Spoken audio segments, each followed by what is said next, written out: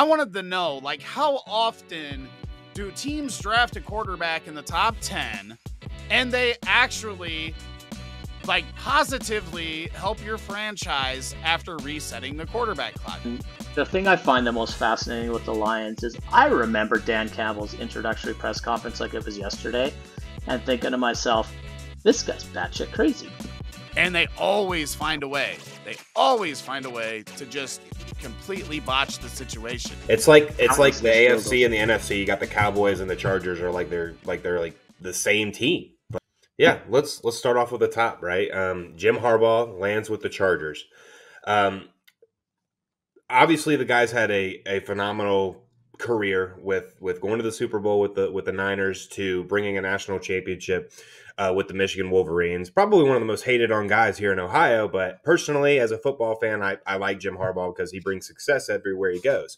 The question is, will that come to the Chargers? The Chargers have been like that team on paper where it's like, man, this is a playoff team that should be competing every year, but they get either bounced in the first round of the playoffs in a horrible comeback victory that they couldn't hold on. They couldn't hold on to the comeback victory from the Jaguars last year to not even making the playoffs this year in a relatively weak division outside of the Chiefs.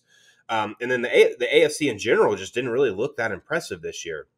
So does he bring that success to the Chargers? Obviously, everyone and their mother, if they watch Jim Harbaugh, knows that he creates a huge bond with his quarterbacks. He and J.J. McCarthy looked like father and son. It seemed like through their tenure at Michigan. Does he kind of create that same relationship with Justin Herbert? Because, again, Justin Herbert, I kind of compare him to Dak Prescott. He puts up the flashy numbers. He's a great fantasy producer, but he can't take that next step in the real game. Like, he can't win them he's not winning them playoff games, not even making the playoffs.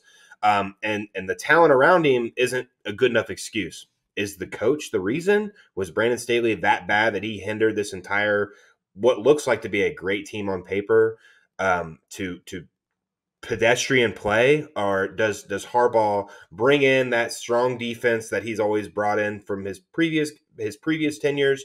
Does he bring in a strong run game? Austin Eckler's looking to be a free agent. And we can kind of touch on this when we get into the free agent running backs, because I think any guy that lands there is going to be a huge asset based on his history of implementing the run game. But more important, what does he do with Justin Herbert? What are these wide receivers going to do?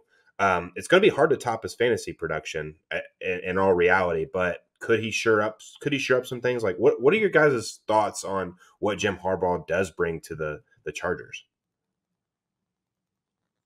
I think he brings a winning culture first and foremost, and he's got kind of a no nonsense approach to him. I think the team will be disciplined, and I think what we saw a lot under Brendan Staley was just freaking inmates running the asylum, guys doing whatever they wanted to do. This guy doesn't feel like playing this week, so he doesn't. It was just chaos. And I think one thing Harbaugh has, he did it in San Francisco, he did it in Michigan, is he creates expectations, holds people accountable. A lot of his players like him, and a lot of his players don't because of that. So I think if anything, he gets the chargering out of the Chargers. Like, being a Vikings fan, we have great, incredible creative ways of losing. The Chargers are even more creative than Minnesota. You know, I like the comparison to Dak Prescott, but I think if you give Herbert the Cowboys defense, he's winning playoff games. And I don't think Justin Herbert necessarily went out and won playoff games, but I don't necessarily think he lost them or is the reason they missed the playoffs. These teams that keep changing offensive coordinators, that makes it tough on a quarterback. But to answer your question, I just think that Harbaugh makes them better, and I think he's going to make Herbert at least more consistent. Yeah, for me, it's really difficult because we saw Harbaugh in San Francisco with a great record, continuing winning, and they still moved off of him. Rumors were players didn't like playing for him. He lost the locker room. So sometimes guys just work in college because they can do stuff a certain way with 18, 19, 20-year-olds that they can't do with 30, 31, 32-year-olds in the NFL. Urban Meyer parentheses right there. Yeah, but I mean, there's been a lot of guys, right? Saban didn't have any he didn't win in the NFL, right? No, but disaster. College, amazing. So That's the hard part. Is we have seen Jim Harbaugh win and go to a Super Bowl, but can he keep the locker room in the NFL with a group of a bunch of adults? And I think that's the biggest question for me. That's why I was worried about Chicago trying to sign him and getting rid of Eberflus. You have a cohesive locker room. I didn't want to bring in a completely different mentality or something. I don't know either of the guys head to head, but and lose the locker room because something had to go wrong, right? It's like Doug Peterson in Philly.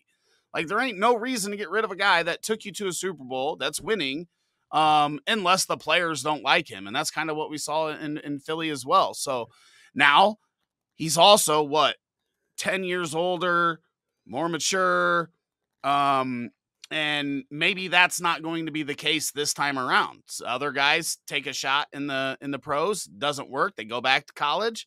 I believe Pete Carroll did that, right?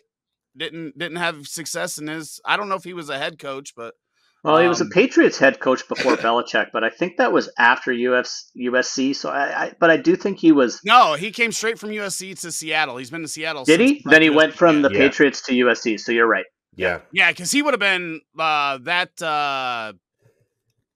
championship USC one would have been like 2005, right? I remember That was the Reggie. Those are the Reggie Bush years, Reggie Bush, right? Matt So- Leinart, yeah.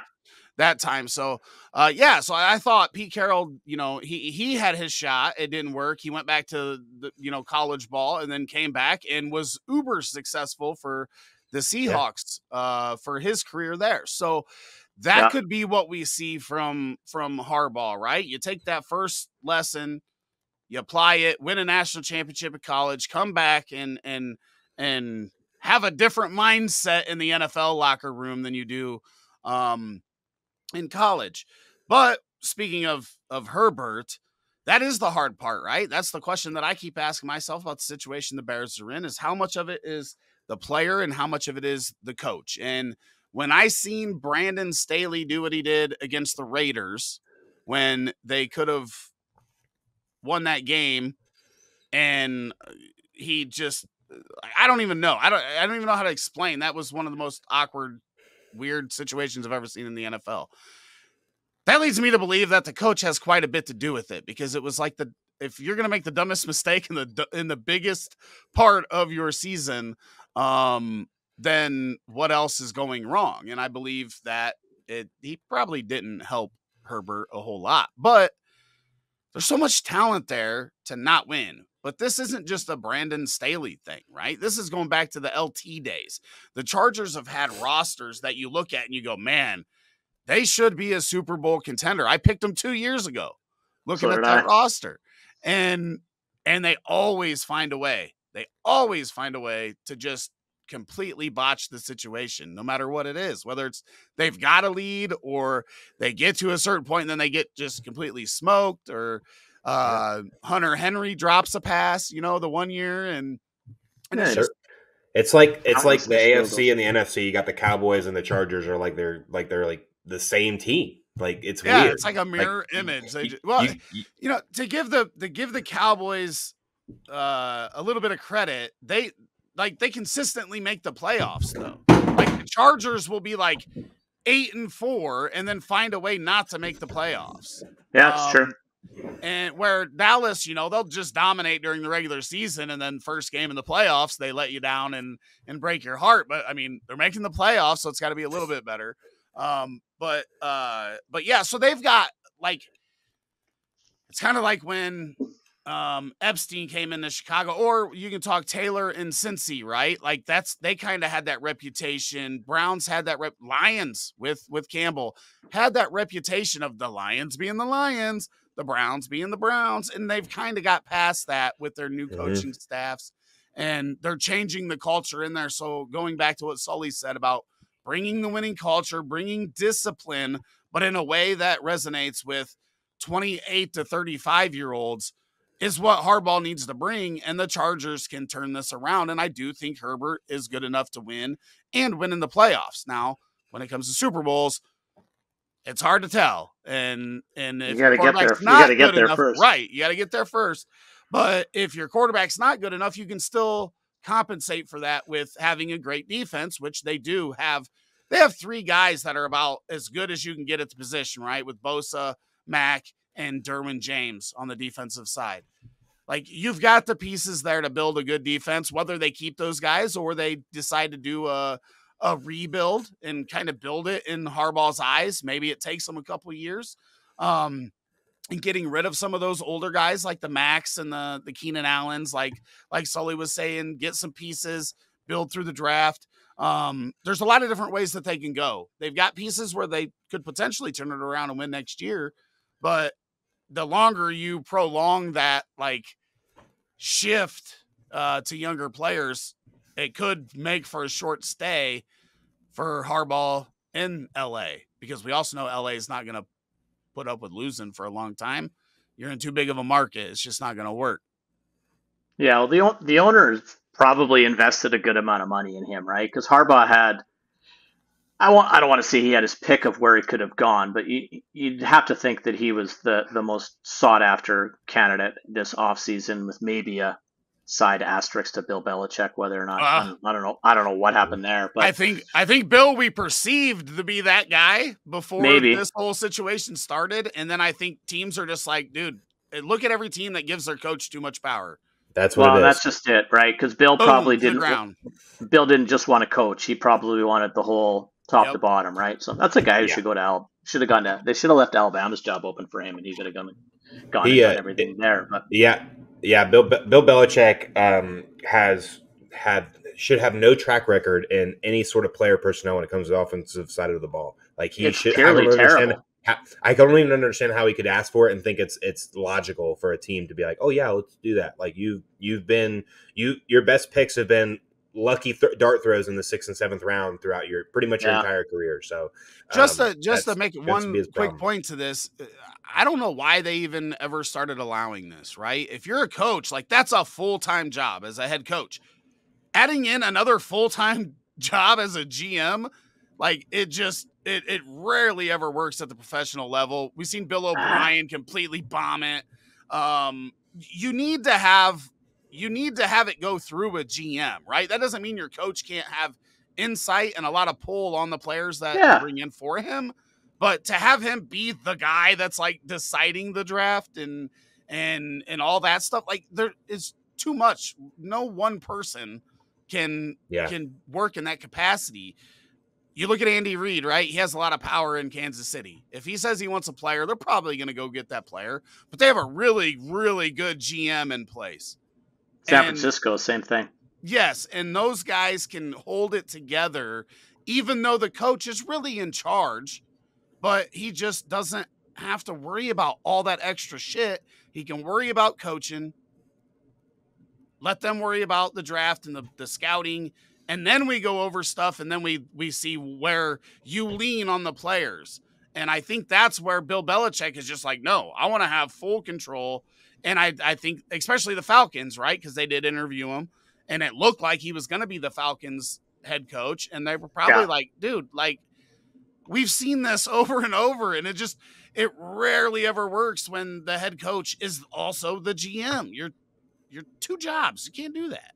Arthur Blank's also an incredibly loyal owner, and I don't think he wanted to can his general manager to make Belichick happy, right? So, but put a bow on Harbaugh, I think he is a coach with a short shelf life, and I think he's probably looking at about a 4-year, 5-year run max with the Chargers as well. That family, the Spanos, isn't necessarily known for opening their wallets, so they don't like to pay multiple coaches at multiple times, and that's probably why Staley stayed as long as he could. But I think Harbaugh, I keep linking it to the Vikings, and I saw what the change did to Kevin O'Connell, at least in the first season. You look at the Raiders under 2 different interim head coaches. When you make a change and you give the players something to be a little bit excited about, I think he brings that excitement, and I think the Chargers at least start off good next year. We'll see how it plays out, but I think they're in a good spot with Kansas City seemingly coming a little bit back to the pack in that division. So I think that division's a little bit wide open with Harbaugh there for sure. I mean, what a rough life. You are literally in the AFC Championship game for the 6th year in a row, and you kind of came back to life. Isn't it? Isn't it funny? That is a bar that you've set really high for yourself. Yeah. Nobody's That even is the remotely conversation. excited about the fact they're in the AFC Championship game again. Yeah, that's just crazy. What a bar to set. I would like any of my teams in any sport to set that bar for themselves. Right? Yeah. Okay, so we talked a lot about Harbaugh, but this is, I think, the coach that I'm the most excited about entering the organization is the Falcons' new head coach, Raheem Morris. And I know Sully, big Kyle Pitts fan from his draft prospect. I'm still a fan. Obviously, the Bijan usage this year was extremely strange at times.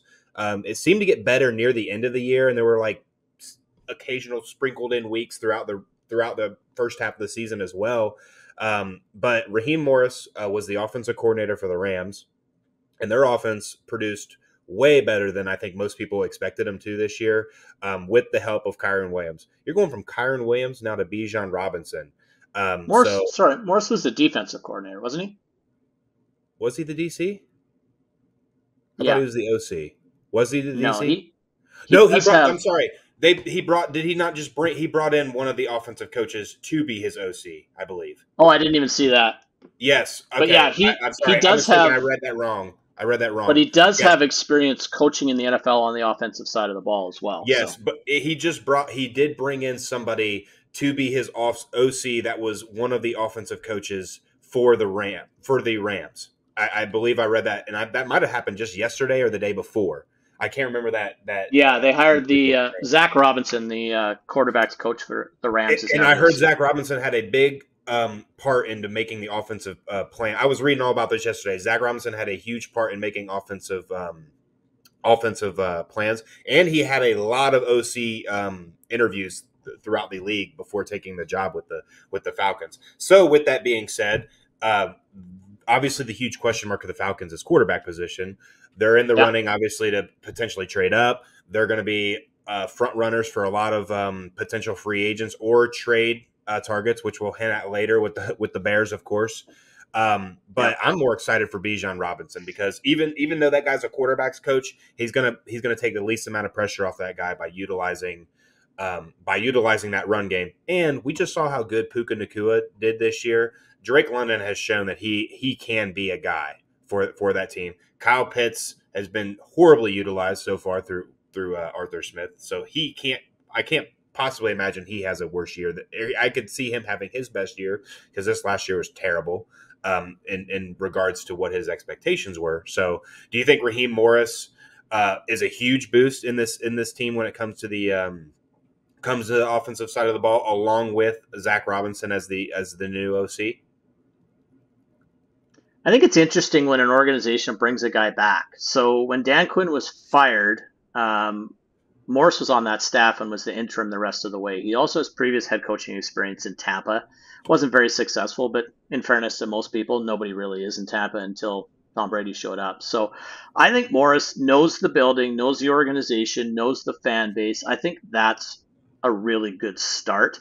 I also really like it when a guy brings someone he used to work with him, because it tells me that he had a good working relationship with that individual, and that other individual wanted to come with him. We saw what happened in Houston when we brought a DC and a quarterbacks coach into Houston, and Atlanta doesn't necessarily have CJ Stroud yet, but we'll see what happens. And I think that the offense, look, we've all cursed Arthur Smith for years, and the reason for it, but Bijan Robinson, under 300 touches as a rookie, which is kind of surprising.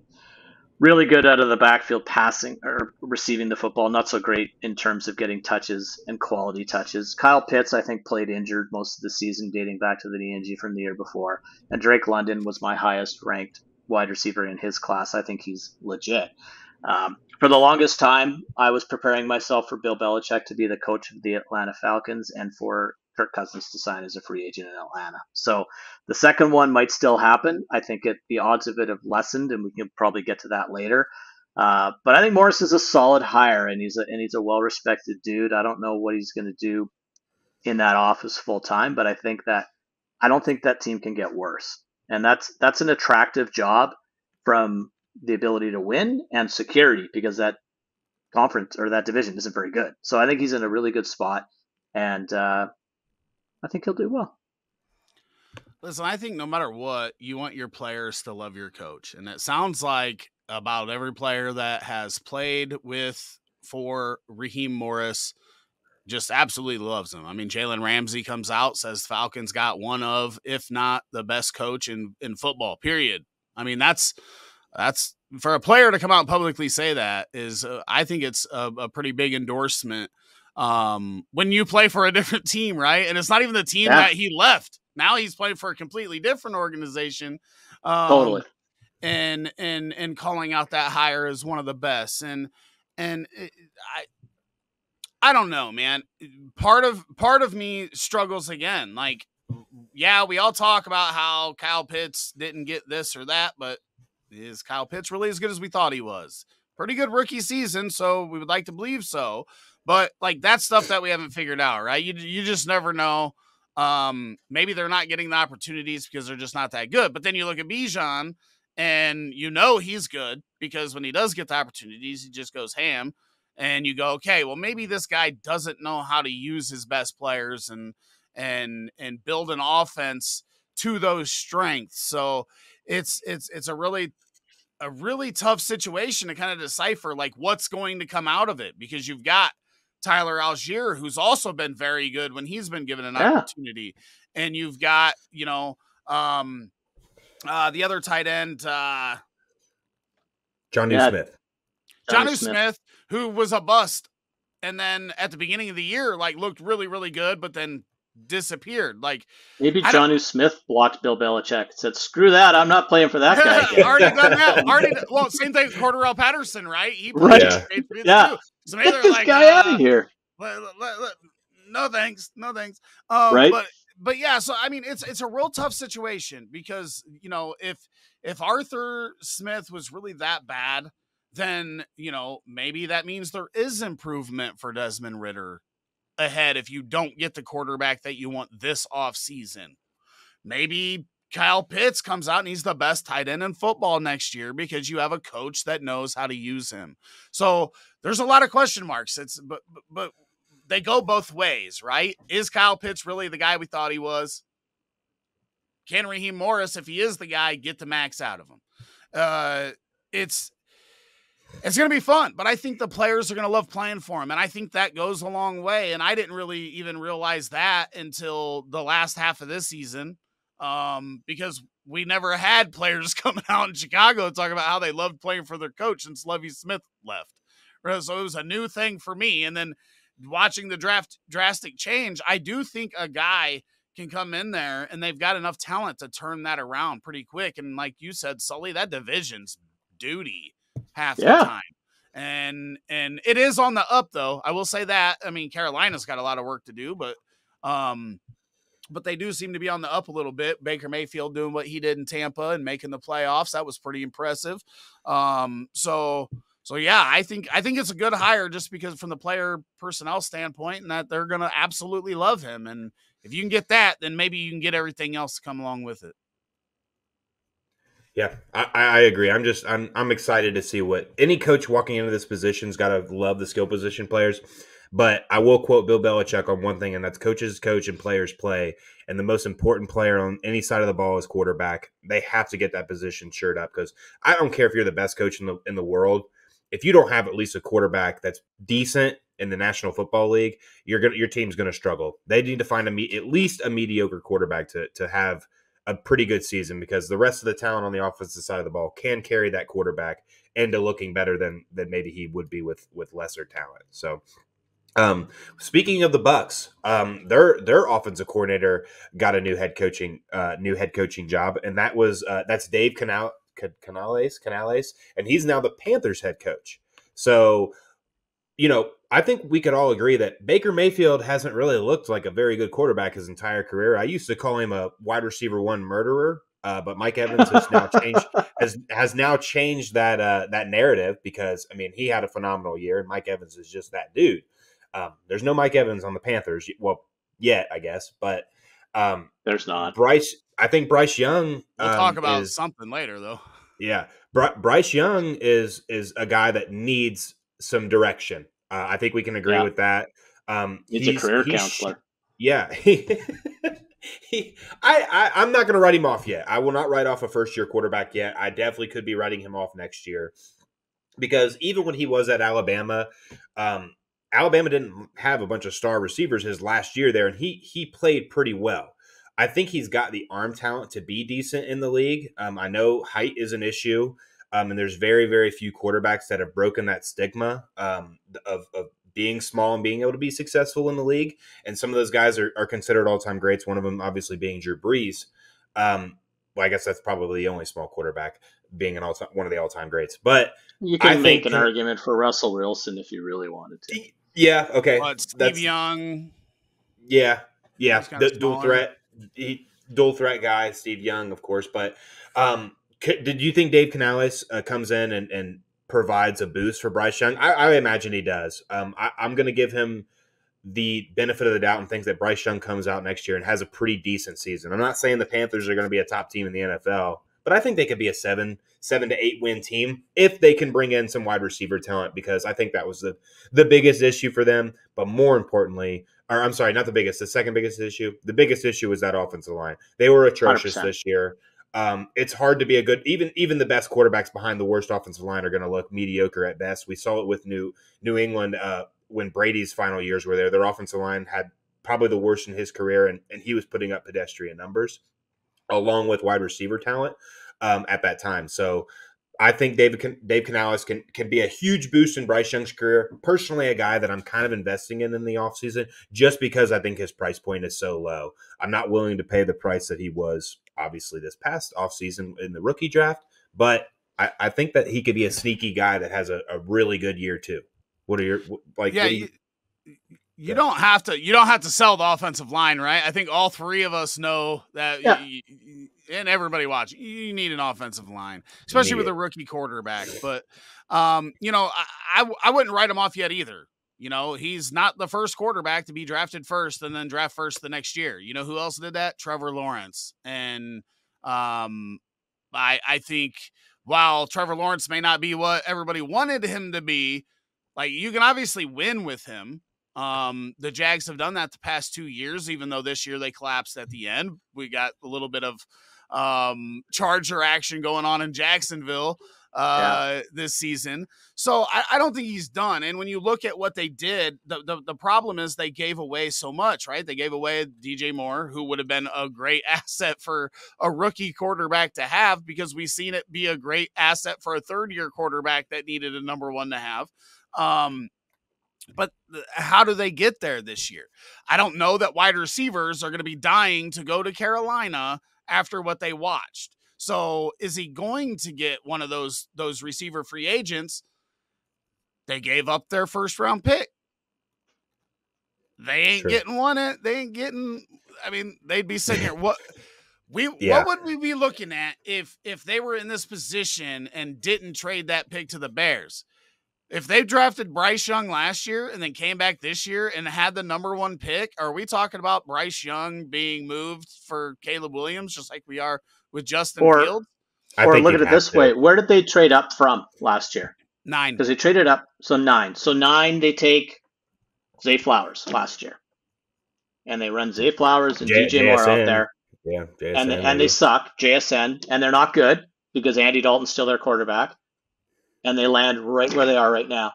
And then they say, hello, Caleb Williams, come on in. And now all of a sudden you've got the offensive line they have to deal with, right? Easy, right? Why can't these guys do this? This is simple. But I just think that there's so much wrong with that organization. And when you look at organizations and companies that are successful and those that struggle, it usually starts at the office on the top floor, right?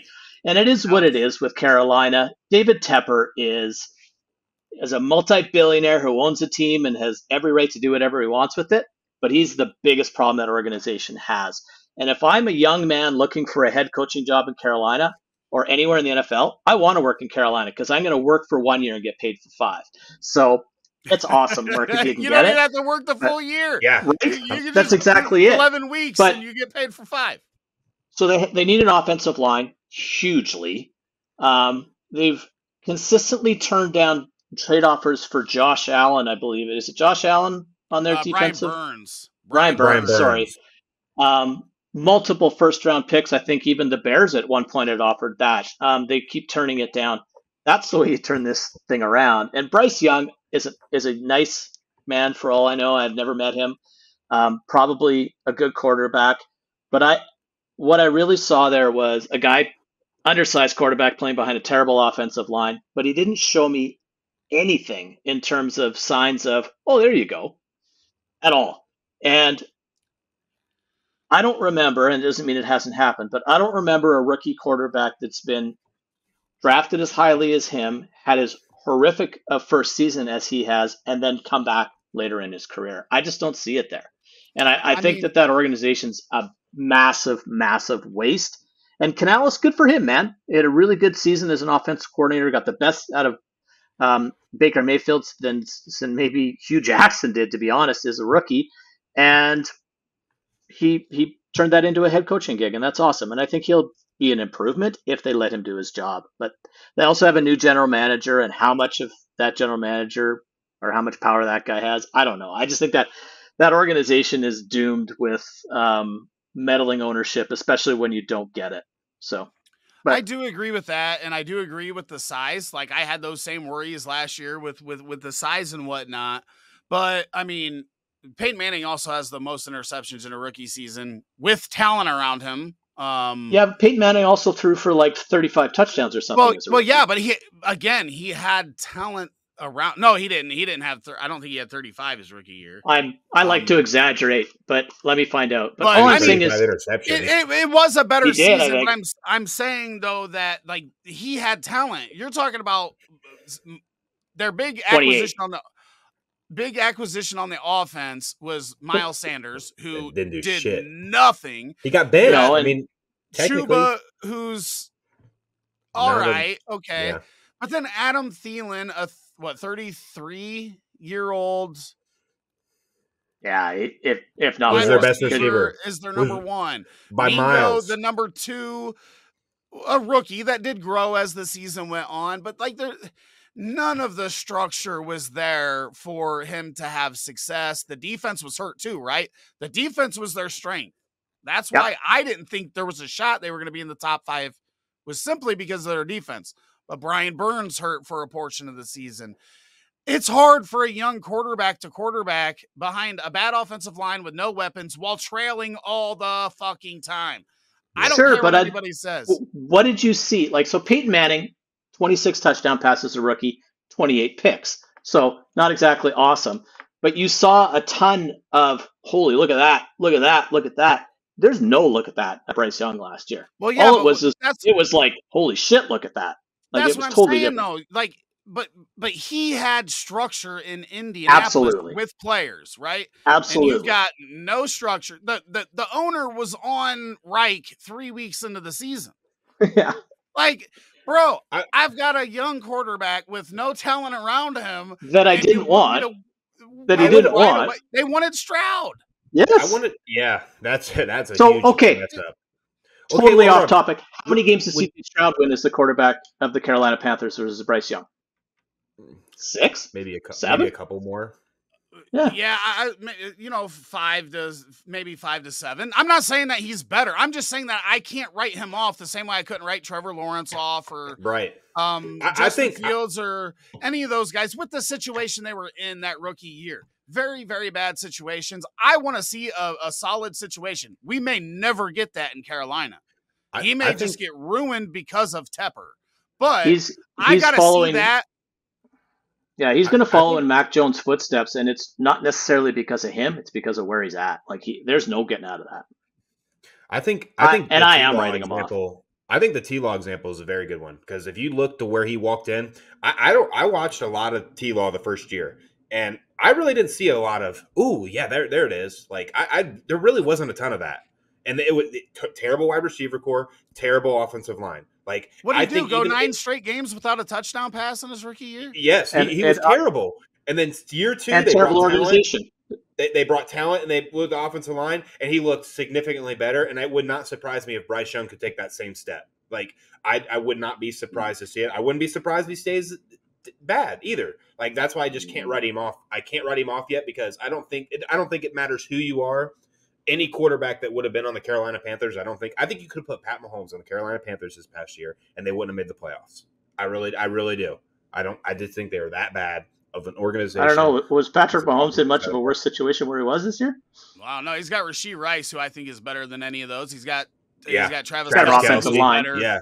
He's got hell of a lot better coach, hell of a lot better play caller, a lot better defense. GM, lot better owner. Like everything.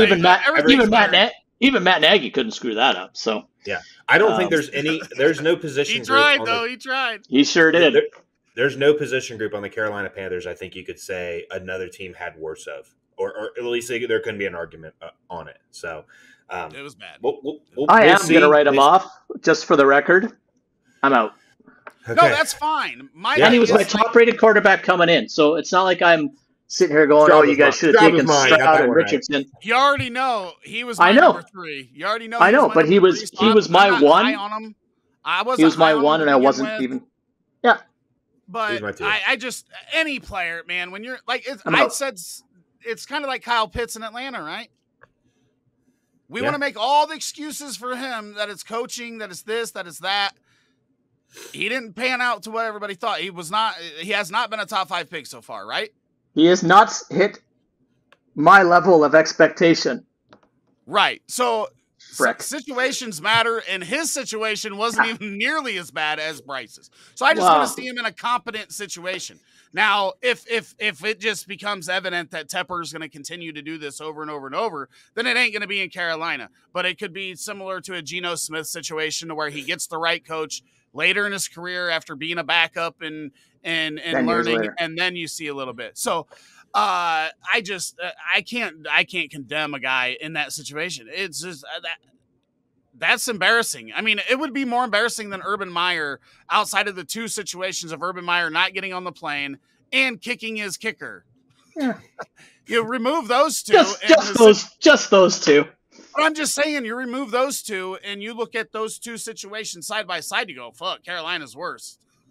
Yeah, I guess in fairness to Carolina, they named Bryce Young the quarterback right out of the gate. They didn't make their first overall pick go through a frickin' quarterback competition in the offseason program. But it's announcing that would have been just pointless anyway. You don't trade up to the number 1 like that and draft that guy and not make him compete. Like, I don't know. I think they just announced the obvious. I don't know.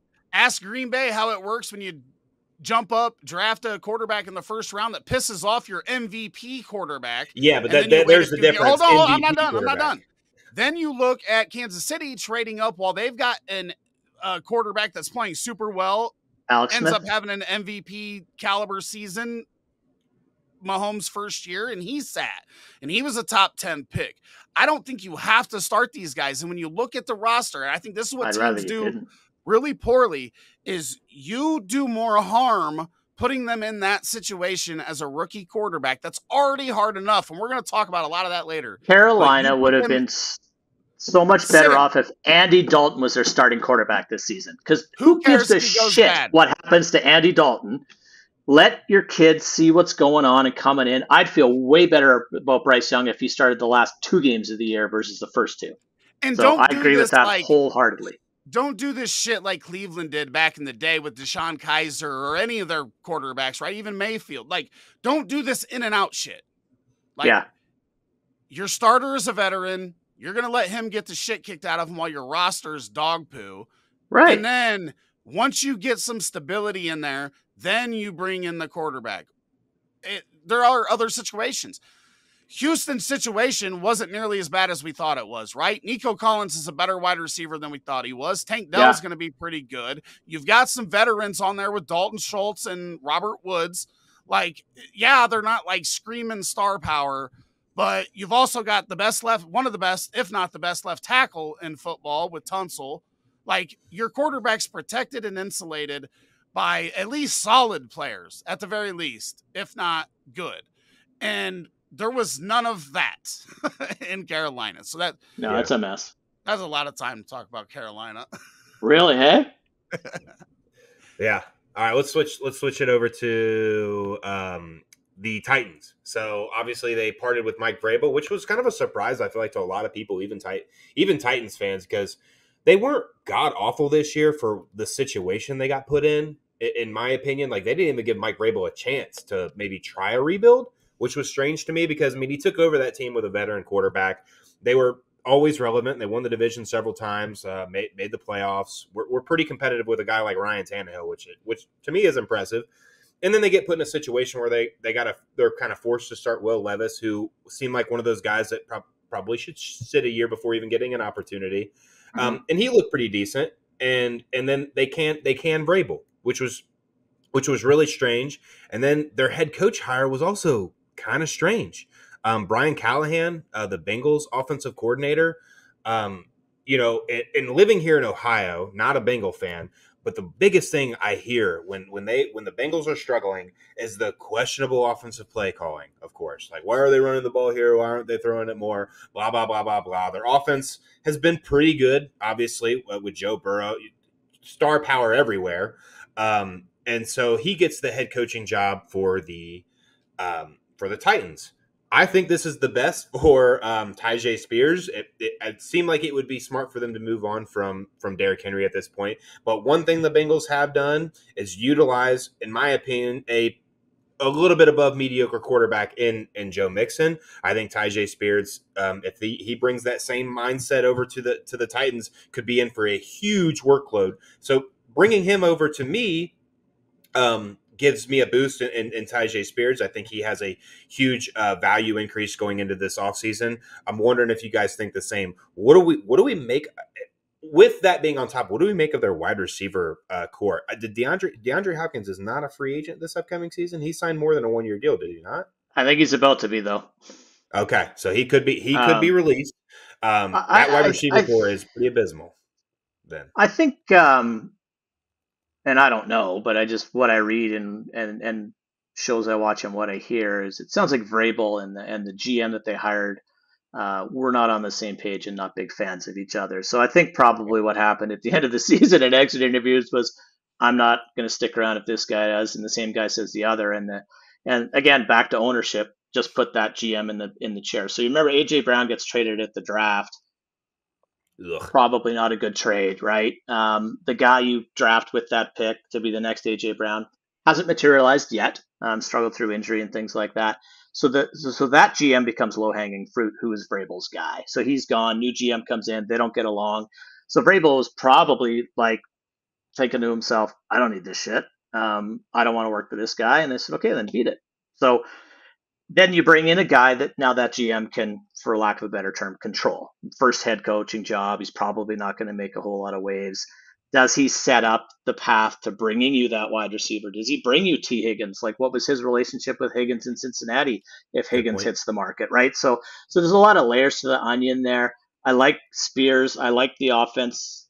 There's another team that needs an offensive line. They're a bit beat up there. Chigakonkwo looks good. Go. Yep. Go. I don't know if you guys seen that. I shared it on Discord, but their tackles gave up more sacks this season that's what Lawan gave up in his entire career. Holy hell. It's crazy. I think it was 57 sacks into 56 in his career or whatever it was, but that is crazy. 6 of those were Chandler Jones in one game. Yeah. Right. Who's lost his mind. So, I'm not much of an expert on the Tennessee Titans or Brian Callahan for that matter. I think he's probably in a good spot because they'll let him kind of grow with the organization. They need to reboot there. What are you going to do? Like, there's not a whole lot of. It's kind of like, and we'll get to this, I know, with Rick, but it's kind of like first-year quarterback. You're there because your team is shit. You're not there because your team just won the Super Bowl, right? So same thing with the new head coach. It's not the easiest thing in the world to come in and take it over for somebody else, unless the guy retires like a Saban or something in Alabama, where you're taking over a good functioning organization. So usually these first-year head coaches are coming in, especially the first-timers, into not the greatest situations. Yeah, for me, I don't know. I don't know what he's going to be able to do there. When we look at this roster, there's not a lot of talent, or it's aging talent. When you're talking about Derrick Henry, DeAndre Hopkins, Treylon Burks, like you said, has not panned out. Chig looks like he could be pretty solid. Yeah. and then Tyjae Spears, I just don't know if he's a guy that you want as the guy with the workload. Kind of reminds me of like the Tony Pollard, right? We had this conversation last year. Tony Pollard, I think, is a great secondary running back, but I don't think you want him to be your full-time go-to running back. So I'm not sure if Spears can be that. I like Spears' talent a lot. I just don't know if he's a guy that I want to give 300 touches to. No.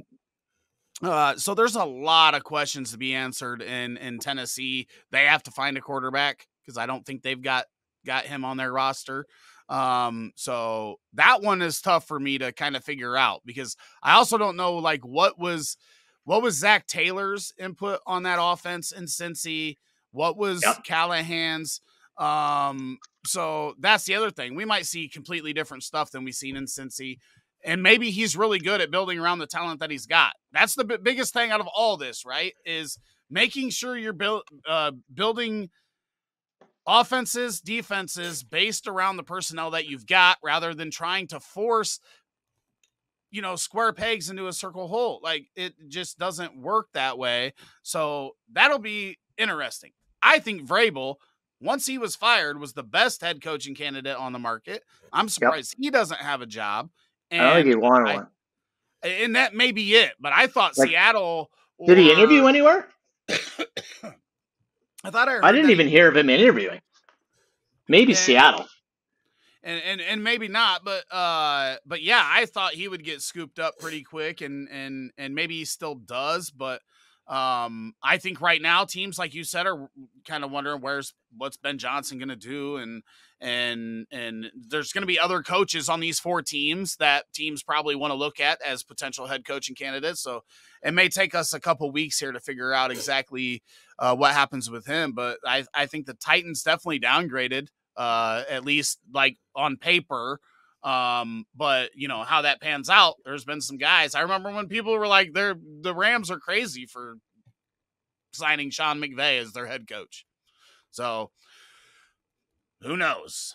He turned out to be pretty darn good. He's not bad. Yeah, not bad at all. You see that when Morris got the Atlanta job, that 6 coaches off of that Redskins staff from whatever year it was are head coaches in the league now. Shanahan, McVay, Morris, and I can't remember the other guys. It's like, holy crap, that's pretty impressive. Shanahan, McVay, Morris, Matt LaFleur. Right. Raheem Mostert. Maybe it's 5. Other guy. Not Raheem Mostert, Raheem Morris. Mostert could be. We'll see. But yeah, that staff was a pretty darn good staff. That's a good trait. Yeah. And they've sucked. Yeah. They've been disappointing since. Yeah. So this next one, I don't think we have to talk a lot on because there's really not much to go off of. Me being a Patriot fan, even I don't know what to think of it. And that's Jerod Mayo being the Patriots' new head coach. He was their DC last year. Kind of similar situation to Zach Taylor and that OC. How much defensive play calling was him? How much influence did Belichek have on that defense as well? But he comes in as the defense coordinator now the head coach, promoting a lot of guys within, still looking for an offensive coordinator. And there's really not much we can say because he doesn't really have much of a pass for us to go off of at this point. Obviously, he was a player for New England for most of his career as well. His interviews so far have been pretty promising. He said, with that 3rd pick, it doesn't look like it's an option to be traded. It looks like they're going to. He made the comment, "We're going to draft the best player for a position that's very important."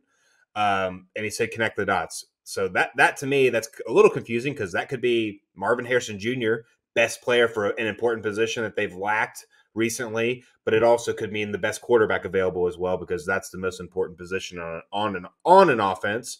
And he's made the statement of we're going to be spending some money this free agency, and we're going to be transitioning to that soon. And there's a lot of good wide receivers for money to be spent on. So I think the jury is just still out for him. I don't have much of an opinion because I can't imagine that offense gets any more insignificant when it comes to fantasy football. Like there's literally only one player I think that's been worth starting the entire last couple seasons, and that's been Ramondre Stevenson. So I don't know if you guys have many thoughts on Jerod Mayo for the Patriots. But go ahead. And my issue with this hire is that you just went 20. How long was he there? 24, 25 I seasons, think. 24, 24, I 25 think. Yeah. seasons. You've got that Patriot way. It's the Belichek way. And Yeah. now you're going to bring in another guy that obviously the guys that are there now know, but you got a lot of turnover on that roster because you got a lot of holes to fill. Now you're trying to get guys to buy into Jerod Mayo like he's Bill Belichick because it's going to be a similar system, like everything's going to be the same. If I was a Patriot fan, I would have hoped they would have hired outside and changed that whole thing, right? Because you always hear about like some guys just don't mesh in that system. And I'm not saying Jerod Mayo is him, and maybe he does change it. Maybe he says, Bill did it a certain way. I'm going to do it my way, but we keep some of the other stuff and whatnot. But I kind of just feel like I would have went outside, kind of changed that, brought it into the 2020s rather than, obviously they had so much success and you can't blame Belichick for anything, but also that never worked in Belichick's career without Tom Brady either. So before or after. So that's my only thing with it. The other thing is you're talking about wide receivers. Tell me what wide receivers going, man, I can't wait to get to New England. One that once paid. I'll say that. Yeah, money. They'll get paid anywhere. They'll but have options they'll have better situations. For example, say T. Higgins is like, you know what? I don't care where I land. I want top dollar. Then New England becomes, okay, yeah, there's the landing spot, right? Like they're not going to be the only one, though. Huh? They won't. But I think what happens there is that T. Higgins. You're right. Enough. Yeah, that's the only way. I agree. I agree with that statement. T. Higgins is not getting a Justin Jefferson, Jamar Chase contract. No. But if he was gonna, it'd probably be in a team like New England that needs to separate themselves from the rest of the market, right? That's it. Right. That's what I'm getting at is that even if they were getting max contracts, there would be more than one team. Those guys always have more than one team. You don't get to a max contract without having more than one team being there, right? Nobody's going to be like, nobody else wants you, but I'll give you end up with contract. And that's why you end up with Kendrick Bourne signing in New England for a decent amount of money because there probably wasn't a big market there for him. Nelson Aguilar in New England because there probably wasn't a big market for him. I'm with you. I think Jerod Mayo is probably a very fine coach and will do well in this league. But they basically didn't even, like, I don't know, what did you change? Like, you just, all Mayo knows from his playing career and his coaching career is the Belichick way. And now he just slides over into a chair and turns it into the Mayo way. I think what's interesting for me, go ahead. I was to say, but you know it doesn't work too when you're in that organization because it's not. He can't be blind, right? He can't be blind and be like, "Wow, the offense has gotten better every year. Let's just keep that the same." He has to make changes in that situation. Sure, I'd be okay if he ran the defense the exact same way they've ran pretty much the past 26 years because that's the one thing for New England that's always worked. But there's no way he could think we have to run this same type of system in the offense. Like things have to change there. It's not. Good. Well, I want to speak. What I meant more was like the culture of the team, right? Because that's what I meant more of than the actual, like the way he runs the offense or the way he runs the defense or anything like that. That's all. Like everybody's going to have their own touches for that. But when you're talking like that strict, like it's the same thing with the Yankees, right? Like they've got these strict rules that are just don't fit with a lot of guys, and with especially today's youth is a little bit less open to being a nail and you the hammer, right? Like that's just fair. The way it is. That's fair. But then there's been guys that come there with attitude problems in their past that then, Randy Moss, I think is a good example. He came there and he got in the straight and narrow and did, but then again, there's Tom Brady was there, right? Like it's different when you have a quarterback that is going to bring you success. And that's going to be the biggest thing. That's going to be the biggest question for Mayo is what are we going to do at the quarterback position? Is Russell Wilson, Kirk Cousins in that conversation? Or are we drafting it? Is Justin Fields potentially a trade target? That's going to be the thing right there. They have to address quarterback or at least announce what they're going to do at quarterback to then bring in those free agent wide receiver to attract free agent wide receivers. There's no way they could just say, we don't know what we're doing at quarterback. Why don't you come here and play T. Higgins, Mike Evans? Like they have to know what they're guys like that. I feel like to your point, Rick, do need to know what they're walking into before they do sign that contract. That is one thing he has to do. The problem is there's no answer for you unless until the Bears make some freaking decisions. That's what we're all waiting on. That's what New England's got to be waiting on. What are the Bears going to do? That is going to be the House biggest money. thing. Bears are playing with house money. They don't give a shit. We'll talk about it for sure. Right? That's what a team like New England and a team like Washington is waiting on. They're waiting on what are the Bears going to do before they make moves when it comes to wide receiver or even potentially quarterback, right? Because both of those teams I think trade up. If you're in that Washington, New England, Carroll, Falcons, well, not Carolina anymore, but Falcons, that range, you're preparing for what is it going to take to get to one, and what do we do when we don't get to one, right? So, free agency, drafting, whatever. I think what's interesting with New England and what I want to see happen is clearly they need to upgrade the offense. Like, I don't know if Mayo's a good coach or not, but I'm pretty confident he's not going to put Matt Patricia and Joe Judge in as co-offensive coordinators. It's almost like Bill was just like, how about F you all? I can do whatever I want, right? But does Robert Kraft try to prove he can win without Bill Belichick like Bill Belichick tried to prove he could win without Tom Brady? And is Robert Kraft going to be successful? And right now, Tom Brady is the only one to prove that they can win without the other two. Right. Yeah.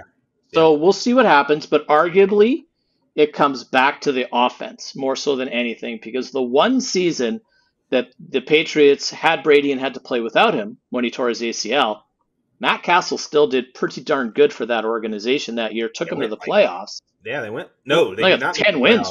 10 or they didn't make I the thought playoffs. they did. They won 11 games and missed the playoffs that year. Okay. 11 games didn't make the playoffs.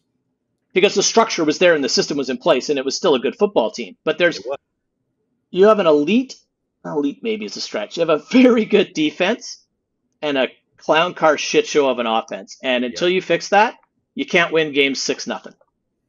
Like, it's just not going to happen. So you're right. I wish Mayo all the best.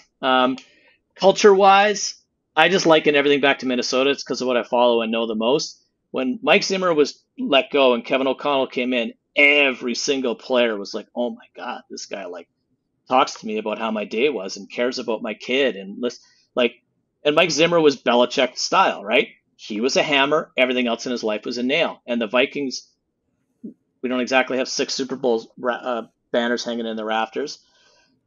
But that team exhaled, and the culture was that much better, and they're that much better of an organization for it. So I think there's some potential for that in New England as well. And I just want to be clear. You can be a tough coach, and your players all love you. You can be more of the player style coach that isn't all rah-rah and yelling in your face, and have all your players resonate with you and get around you. That's going to be what Jerod Mayo is going to have to do. And that may be the positive, right? Is that the guys may be like, oh man, you mean, especially the guys that have only ever been in New England, maybe like, wow. So you mean like other people get to have this much fun while playing football? That may be it too. So who knows? It'll be interesting to see. It'll be interesting to see for sure. So we've named all the new head coaching and their landing spots, but there's two teams that don't have a coach yet, right? And that's the Commanders and Seahawks. And to me, from what I've been reading lately, they're kind of waiting on these playoffs to end, or at least for the Lions to get booted out, because their offensive coordinator is definitely one of the top guys when it comes to probably landing at one of those two spots in Ben Johnson.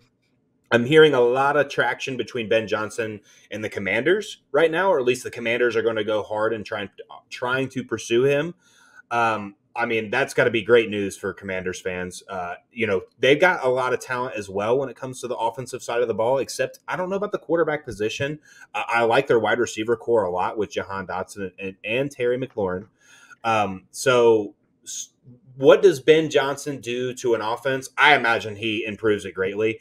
The thing is, though, Eric Bieniemy's there, and I think he's one heck of an offensive coordinator as well. So it's kind of confusing, because I would imagine that he gets to get first dibs at that head coaching job, because I think we could all agree that the Commanders' offense this year was leaps and bounds way higher than any of us thought they would. I thought the Commanders were going to be fighting for a top 3 pick this year with starting Sam Howell, who just had some question marks around him. The run game was like, we're not sure what this is going to be, and it was oddly surprisingly pretty well, And then they started kind of that rebuild in the middle of the year by trading some of their best defensive players away when it came to their pass rushers, and Sweat to the Bears, and then Chase Young to the Niners, who arguably was a bust as well. So with that being said, do you think Ben Johnson, I guess, is a much better upgrade from Eric Bieniemy?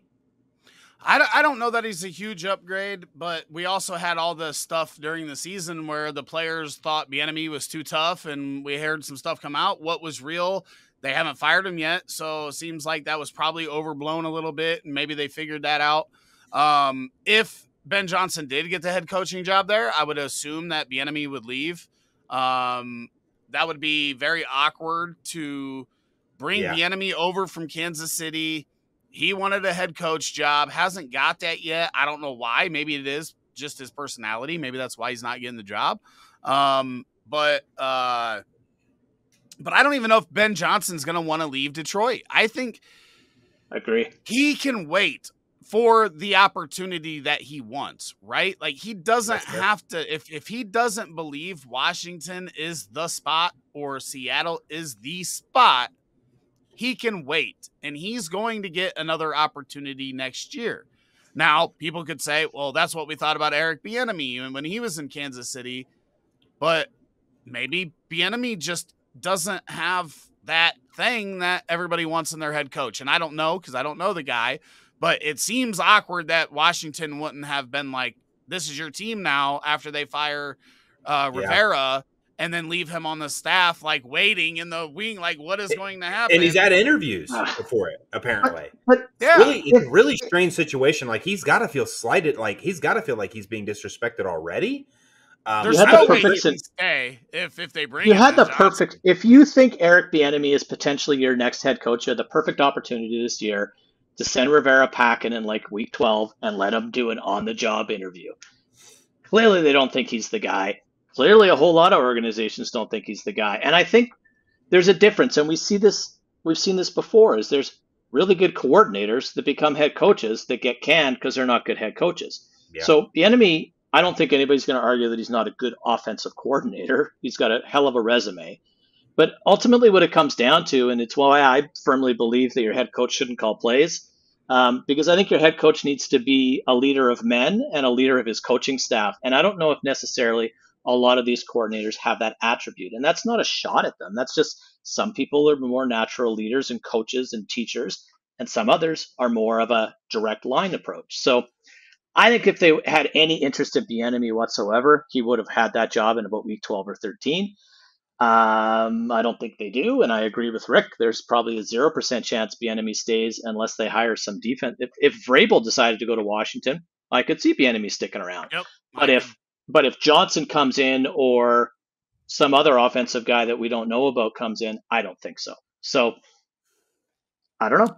That's the ultimate way to feel slighted, right? Be who everybody thought was one of the best offensive coordinators in the league, not be able to get the head coach job, go somewhere, the head coach gets fired, and then they bring in a different offensive coordinator that people think 100%. Are at the top. But yeah, again, Ben Johnson had opportunities last year, and he didn't leave Detroit. They're building something good in Detroit. You get to be part of something that could be historical for a franchise that has been so bad for so long. Looking up, one win away from a Super Bowl opportunity, and then you've got Seattle, where you're following literally a legend in coaching, whether you're talking about college or NFL. Got Super Bowls, national champions. So those might not be the two spots. Plus, you look at Seattle. We'll talk about them a little bit more, but I don't think it's the perfect job that a lot of people think it is either. But yeah, so I don't even know that he's going to want to leave with the available teams. You know, maybe the Chargers would have been a spot that he'd want to go with Justin Herbert. Yeah, Atlanta would have been great. Atlanta. But do you really want to go from Jerod? Another thing, Jerod Goff is way better than anybody gives him credit for. Yep. That dude has been pretty damn good in his career. And people have always found reasons not to like him. But when you surround him with talent and with good offensive minds, he can win. And he may not have been ready to win a Super Bowl when the Rams were ready, and that's why they moved him and got Stafford. But Jerod Goff is pretty damn good. And do you want to go from Jerod Goff to Geno Smith, or from Jerod Goff to Sam Howell? Or I mean, it does get a little more interesting if you get Caleb Williams, if that trade Drake happens. May, something like Drake that. May, maybe. But yeah, so I wanted him in Chicago. You guys know I've been calling for Ben Johnson in Chicago. That would have been fun just because of the rivalry with the Lions. And then Ben Johnson, I think, is a very good offensive coach. But I don't know that he's going to leave Detroit to begin with for these two teams. Yeah. Here's my little soapbox thing, and most people disagree with me. It pisses me off and drives me crazy how you've got the offensive coordinator of an NFL football team who is preparing for a divisional playoff game, now an NFC championship game, and he's interviewing for another job. Drives me bonkers. So I would really like the NFL to just shut down the coaching thing until the playoffs end and start it once the Super Bowl is over. That's not going to happen, but that's just my thing. I think Johnson goes, and I just think it's hard to say no to a head coaching job. There's only 32 of them. Is he going to get another chance next year? He could. But if Jared Goff tears his ACL in week 2 and Hendon Hooker isn't a good quarterback, Ben Johnson's phone doesn't ring as much as it is right now. That's just the nature of the business. So I think he takes the gig. I do. I think I don't know. And the reason why I say that is just because what if that could be the thing that gets him any job that he wants as well, right? Like if Hendon Hooker comes out, they win games, their offense still goes. If they're good. But if Hendon Hooker's dookie and they're not good and they're back to being the old Lions at 3 and whatever, then I don't think that happens. Well, right, but that could be you going to Washington and Sam Howell being dookie and you getting fired 11 games into the season like your name's Frank Reich. Yeah, I just think, again, back to ownership, I think there's a better structure in place in Washington for the first time ever that probably doesn't happen, but I don't disagree with you. And that's true, but I mean, maybe it's only 2 years in, and then you don't get another shot for 10 more years. Ben Johnson over the next few years is going to get opportunities. He's going to get more calls, and he should. No matter what. He should. Most likely, yes. But yeah, I mean, you're in a good spot right now. Winning in a city that hasn't ever had winning can be a pretty good career move. Ask all the guys that were in Chicago on the Cubs 2016 staff. They're all going to find jobs for the next 20 years. Yeah. Detroit's going to win today, by the way. I hope so. I don't want to say I hope so because obviously we're in the division. It's weird, hey? I know. It's weird, but I kind of do hope so. I'm also happy for our friends that are Lions fans that have literally suffered because I know what it's like. And you know what it's like as a Red Sox fan, as a Cubs fan, as a Vikings fan. Oh, man, you got all kinds of it. That sucks for you. Just shit sticks to me, bro. That's what can I do. Man. But yeah, so, I know what that feels like. So I'm also excited for them. And well, yeah, but you only like one team. I never heard you talk about a different team. Yeah, I really don't watch any other sports besides the NFL. Talk about being born at the right time. We're talking about head coaches, and the thing I find the most fascinating with the Lions is I remember Dan Campbell's introductory press conference like it was yesterday and thinking to myself, this guy's batshit crazy. This organization is forever going to suck. Like, this guy is nuts. And to see where they've gone from then to now and how he's kind of shaped that organization, it's pretty cool. And there are a few things that I enjoy watching less or more than a Dan Campbell post-game addressing his team in the locker room. Those things are awesome. And I just want to see him get to the Super Bowl. I want to see him win the Super Bowl. And I just think it would be super cool, for Brads of the world and guys like that, right? That we know well, that have been lifelong Lions fans that just have had nothing to cheer for. I'll say this, just from the standpoint that you're talking about that press conference, there was one thing we didn't understand when that happened, and that was Detroit. Yeah, that's a good point. He was Detroit, and unless you're in Detroit, unless you know the city of Detroit and you've been there, you don't understand. It didn't make sense to the rest of us. Everybody in Detroit was like, hell yeah, this is our guy. Yeah. And we're going, what? This dude's talking about biting ankles and shit, and kneecaps and whatever. And what the fuck is going on? And Detroit's going, we love this guy. This is our guy. We're gonna bite your kneecap off. And I'm like, all right. Then you're gonna knock us down. We're gonna get up. We're gonna bite the other one off. And I'm like, holy, this guy's insane. And we're all going, what is going on? And Detroit's going, this is the perfect hire. And it was. Yeah. He was the perfect hire for that team. He's blue collar, hard worker, hard nosed. That's Detroit, baby. He just seems like such an awesome guy. Such an awesome dude. If you haven't watched his season, if you didn't watch his season of Hard Knocks, you need to watch it. Like, even if it's years ago. I agree. I watched that season. First year I ever watched Hard Knocks, I was like, this dude's sweet. Like, I like that whole staff though, right? Like, Staley was there at the time, and I was like, man, this guy's going to be a freaking good guy too. I don't know what's going on with him. The running backs coach and the defensive coordinator were talking trash at practice. Like, they were competing even though they're not playing. Like, it was awesome. It's like these guys are playing. Good. These guys are playing. Yeah. Yeah, I like that. I hate to say that I like the Lions as much as I do, but I do. And it's funny because we're going to talk about the Bears coming up here, and I have a soft spot in my heart for the Bears too, because there's a lot of things that I like there. These are two of my biggest rivals, right? Yeah. No, don't get me wrong. I still hate the Packers. I don't care. Okay. If my kid became the quarterback for the Packers, I would probably still wouldn't be a Packers fan. He's gone. He's out. Sorry, son. You're not coming to Christmas or Thanksgiving. Just give me a piece of that signing bonus before you leave. That's all I need. So you better request a trade right fucking now, kid. Yeah, or right. You're trading daddies too. Done. Speaking of so that, what's Seattle do? You have a. I don't know. I have no idea. Dan Quinn? I think you got Dan Quinn. You got Vrabel. You got Ben Johnson. You've got Belichick. Like. Right now, I don't know. It'd be wild if Belichick followed Pete Carroll. Belichick's going to TV. I think he goes to TV is for there a year. Is there a guy at least? No, dude. Like, do you see that guy in the media? I don't know. But I agree. If you didn't we think the same thing about Bill Coward too? Like, he didn't seem like a guy that we would. We thought Coward would be back. We didn't think Coward would be bad on TV. We just thought Coward wouldn't be there. That dude's after game interviews were kind of similar, like always short, to the point. And then he got on TV and he was pretty entertaining. I think Belichick could be one of those guys that has a football mind that could be interesting to see on TV. He does Subway commercials, so it won't surprise me if he gets on TV a little bit. I don't know. When I think of Belichick, I feel like I'd be watching Stein, right? Do you have dry eyes?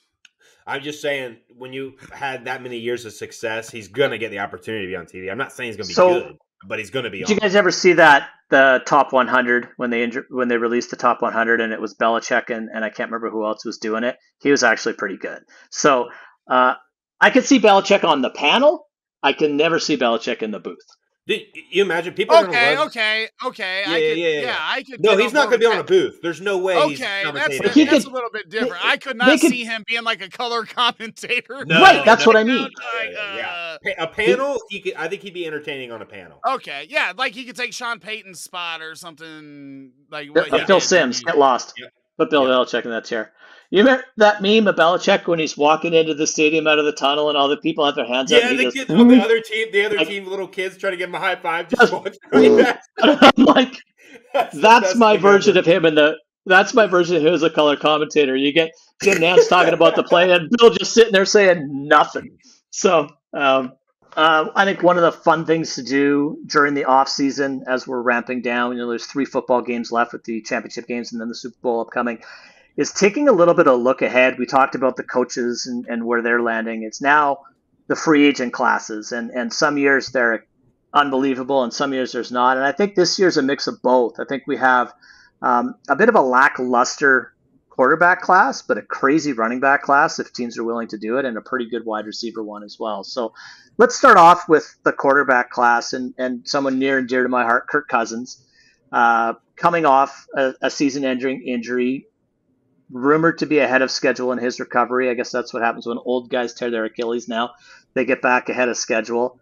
Arguably was probably having the best season of his career, was arguably an MVP candidate at the time he was injured. The Vikings had a lot of hope with him in that lineup, and he was on pace for about 5,000 yards and such.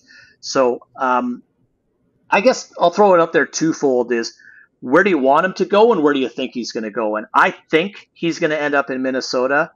I think he's going to stay, and that's exactly where I want him to stay. So I would love nothing more than the Vikings to draft their next quarterback this year, let them sit a la Jordan Love for a couple of years behind Cousins, Kirk Cousins, if you watch Quarterback on Netflix, seems like a pretty decent guy, and he would like to bring a guy along and take him to Kohl's to buy some new clothes and shit like that. But I just think it makes sense for Cousins to get paid one more time significantly, probably a fully guaranteed deal again, and then bring along the culture in Minnesota. So I'll leave it to you guys. Where do you want him to go? Where do you think he goes?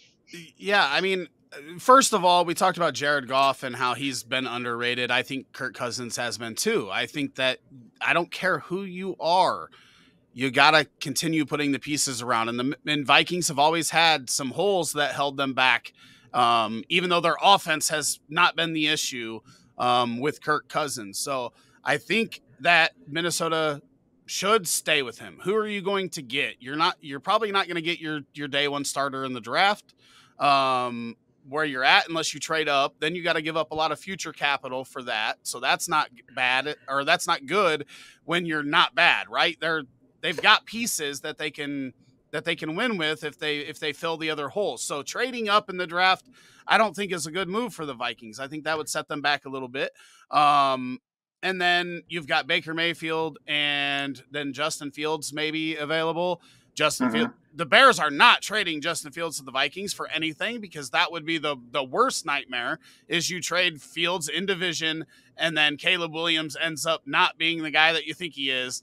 And so their options are very limited, I think, to be able to compete in 2024. And I think they want to. I think they've got, when you've got Justin Jefferson and you've got Jordan Addison, and you might need to figure out your backfield, but you've got some pieces around. Are you going to be able to keep Hunter on the defensive side?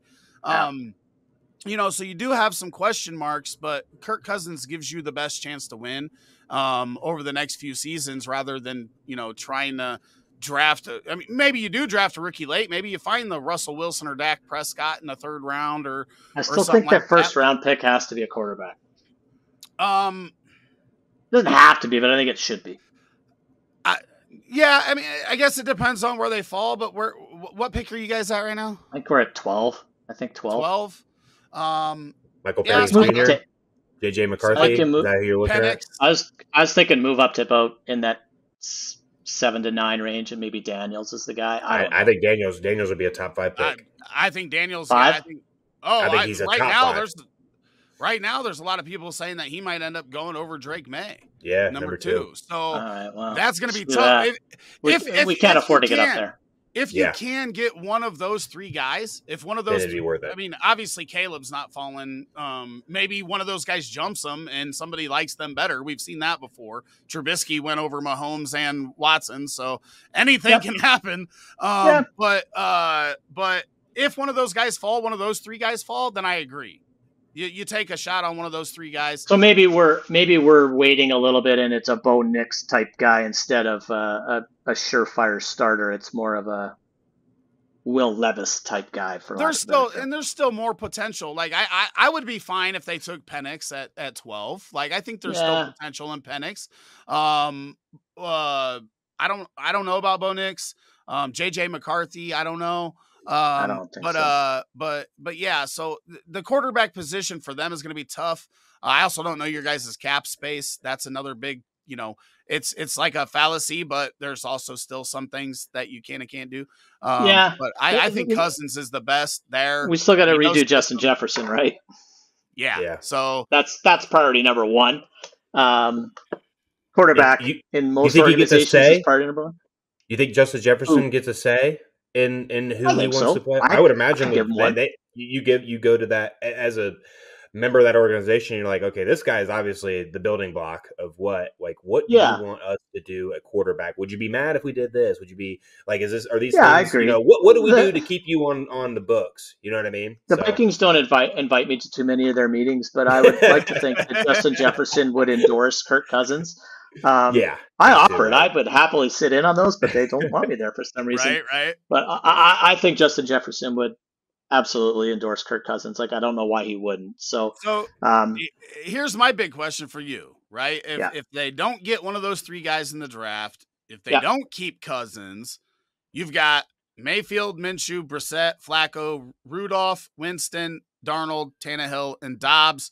Obviously, some of these guys, we still don't know if they're going to be available. Pittsburgh, if they can't find anybody, they might stick with Mason Rudolph because he was clearly the best quarterback they've played over the past 2 years. Yeah. Who do you want? If we don't keep Kirk and we don't draft it, I don't want anybody. I want to finish. You're going to draft one. I think you're drafting one no matter what. I think they're in that situation. I was going to bring this up when it got to me, and I think the best out of let me start off by saying I think he ends up with the Vikings on a 1 or maybe even a 2-year deal, and then they draft a quarterback. I think that makes the most sense for the organization. I personally want him to end up in Atlanta. That's for I could see that. Selfish. That's for selfish reasons when it comes to fantasy football. I've got the fantasy manager. So do I. The fantasy manager wants him in Atlanta too. Yeah. Yes, that makes that also it does make sense too. But it doesn't make sense for the Vikings to get rid of him, and he seems like he would be a loyal guy to stay there as well. But say he does go to Atlanta, I think Ryan Tannehill makes the most sense for them to sign and still draft a quarterback. When he did get the opportunity to kind of play again at the end of the season for the Titans, he didn't look half bad. And I think he could look pretty okay with Justin Jefferson, TJ Hawkinson throwing the ball. I don't know if they address running back in the offseason, but even if they don't, I think Ty Chandler did a phenomenal job. And I think Ryan Tannehill could look like a mediocre quarterback in that organization and let a guy sit for a year like a Michael Penix Jr. or a Bo Nix. Those are the top 2 that I would probably want at your draft spot if somehow you didn't trade up for one of the top. I'm not going to include Caleb Williams in there, but for one of the other top 2 guys in Drake May or Jaden Daniels. But that's kind of how I look at where Kirk Cousins lands. I don't really see any other spots other than those 2 for him personally. I guess the Vikings I'll throw the Patriots in there, but I just don't see that as a good move for New England as well. I think realistically they could be a team that goes after a guy like Ryan Tannehill and draft a quarterback and maybe not start him right away. I think the Vikings are the team in your 12-team dynasty leagues that finish 7th every year. And sooner or later, those teams either have to finish at the bottom or do something to move up. And the ownership of Minnesota has always wanted a competitive team. So the Vikings are always sort of kind of good, but not good enough. Right. So if we can't bring Kirk back, let Jerod Hall start 17 games next year. I don't care. Like, I want to be terrible or I want to be good. I'm sick and tired of being vanilla, finishing on the bubble at the wild card every year just to maybe sneak in and get your teeth kicked in by the number 2 seed or whatever. I'm just I love Kirk Cousins. I liked him back to his Washington days. I just think he's got a bit of moxie to him, and he's a bit fun, and he just seems like the closest thing to a normal dude in the NFL that you can relate to. Minnesota fans have forever shat all over him. We hear about the Monday night record. We hear about the primetime records. He's kind of put all that stuff aside the last couple of years. And what Minnesota fans realized real quickly after Josh Dobbs threw, 4 picks against the Bears, he's really not that good. And then we gave Jerod Hall a shot. And guess what? He's really not that good either. And Nick Mullins has the ability to throw for 400 yards every time he starts and still not look good. So I think it's clear the Vikings have a better offensive line than they've had maybe in my entire life. Their running back position, they've figured it out, even if they haven't figured it out with Chandler and bring in some complementary pieces. You've got arguably the best wide receiver, if not the second or the third best wide receiver in football. You've got a tight end that has to come back from a torn ACL, which is a little bit of a tough blow, so he might get a late start. And you got a secondary receiver that looks pretty darn good too. Defense, Brian Flores came in and did what nobody really thought he could and get something out of that trash heap of a defense. They've got some definitely tickets to re-sign there. Harrison Smith probably needs to go away to save yourself a ton of money. And at this stage of his career, I don't think that's a loss. But I think the Vikings are best off to bring Kirk Cousins back, let him be a playing quarterback's coach, for lack of a better term, for whoever you draft. And I personally think we need to get a solid first-round draft choice. But if we can't, so be it. That being all said, I feel the same way about Baker Mayfield staying with Tampa. He's going since to. He got out of Cleveland. Obviously, he went from Cleveland to Carolina, right, and then to the Rams. Yeah. Once he got to McVay, it kind of sparked a new thing in Baker. I think they are better off, and he is better off sticking right there for all the same reasons that we just talked about Kirk Cousins. They may lose Mike Evans, but if you want to keep Mike Evans and make Mike Evans a buck for life, then you can't go backwards on quarterback, right? Like you can't go from Baker Mayfield to fucking Jameis Winston. I mean, you might put up stats that way, but you're not going to win. You already know that because you've already been there. Been there, done that. Totally. Been there, done that. And then when you look at everybody else, like Winston's the only other one that I feel like there could still be something in if the right person untapped it. But I mean, he's always had the talent. It's always been above the head that has been a Winston issue, right? So other than that, like none of those guys, the other free agent quarterbacks, I don't think any of them end up with a starting job outside of maybe Ryan Tannehill for the reasons that transition quarterback. But and like you said, he really hasn't had a lot of talent to throw to over the past couple of years since they got rid of AJ Brown. And then you've got, an older Hopkins this year, and they showed some stuff at the end of the year. So, but Flacco, I feel the same way. I think him and Dobbs and Minshew, they're all in like the same bucket. Rudolph, they had a nice stretch, but that's it.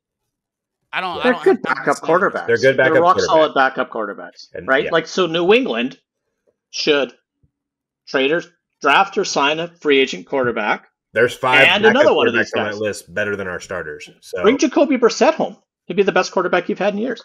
Yeah. In all honesty, you would. Yeah. I think Baker gets and should get a Geno Smith style deal like he got in Seattle. He finally gets paid. But there's outs for the team, and it's not a super long. Like, I'm not signing Baker for a long period of time. No. I'm going to give him a 2 or a 3 that he can get out, I can get out kind of deal. I think that makes sense for the team, and I think it makes sense for the player. It'll be interesting to see with Canales now going to Carolina. Because the other thing with Cousins had a different offensive coordinator every year until this year. So when O'Connell got there and we had the same offensive system for 2 years, every other year in Minnesota, Zimmer pissed off someone or fired someone, and they had a different offensive coordinator. So can Baker, was it Canales that got the most out of Baker? Because Baker, you remember when Tyrod got hurt in Baker's rookie season, he came in and people were like, holy crap. And I was one of them. I'm like, this guy's a dynasty #1 overall quarterback. This guy's unbelievable. And then it was boom, off a cliff. Touchdown passes or something? Yeah, and he was full of P&V and was like, you're like, this dude's going to, talk about biting off kneecaps and running through brick walls. He looked like the guy, and then he just consistently got a little bit worse. And I think to Baker's detriment, he would have been better off if when his arm was falling off, he just didn't play instead of played through all that stuff in Cleveland. Shitty weather, AC joints gone, rotator cuffs gone, and he's tough as nails, right? He reminds me of Matt Stafford in that way. Those guys are super ass tough, and they will play no matter what. And I think that hurt Baker in Cleveland because he was a shell of himself on the field. So he gets to Tampa and he plays really well, way better than I think probably even Baker thought he would play. Oh yeah. I think he's got to stay. And I think if you're Tampa, you just won the division. You weren't really that far off from being a really surprise deep run in the playoffs, and you're still in a shitty division that you can win again. So I'm bringing him back every day.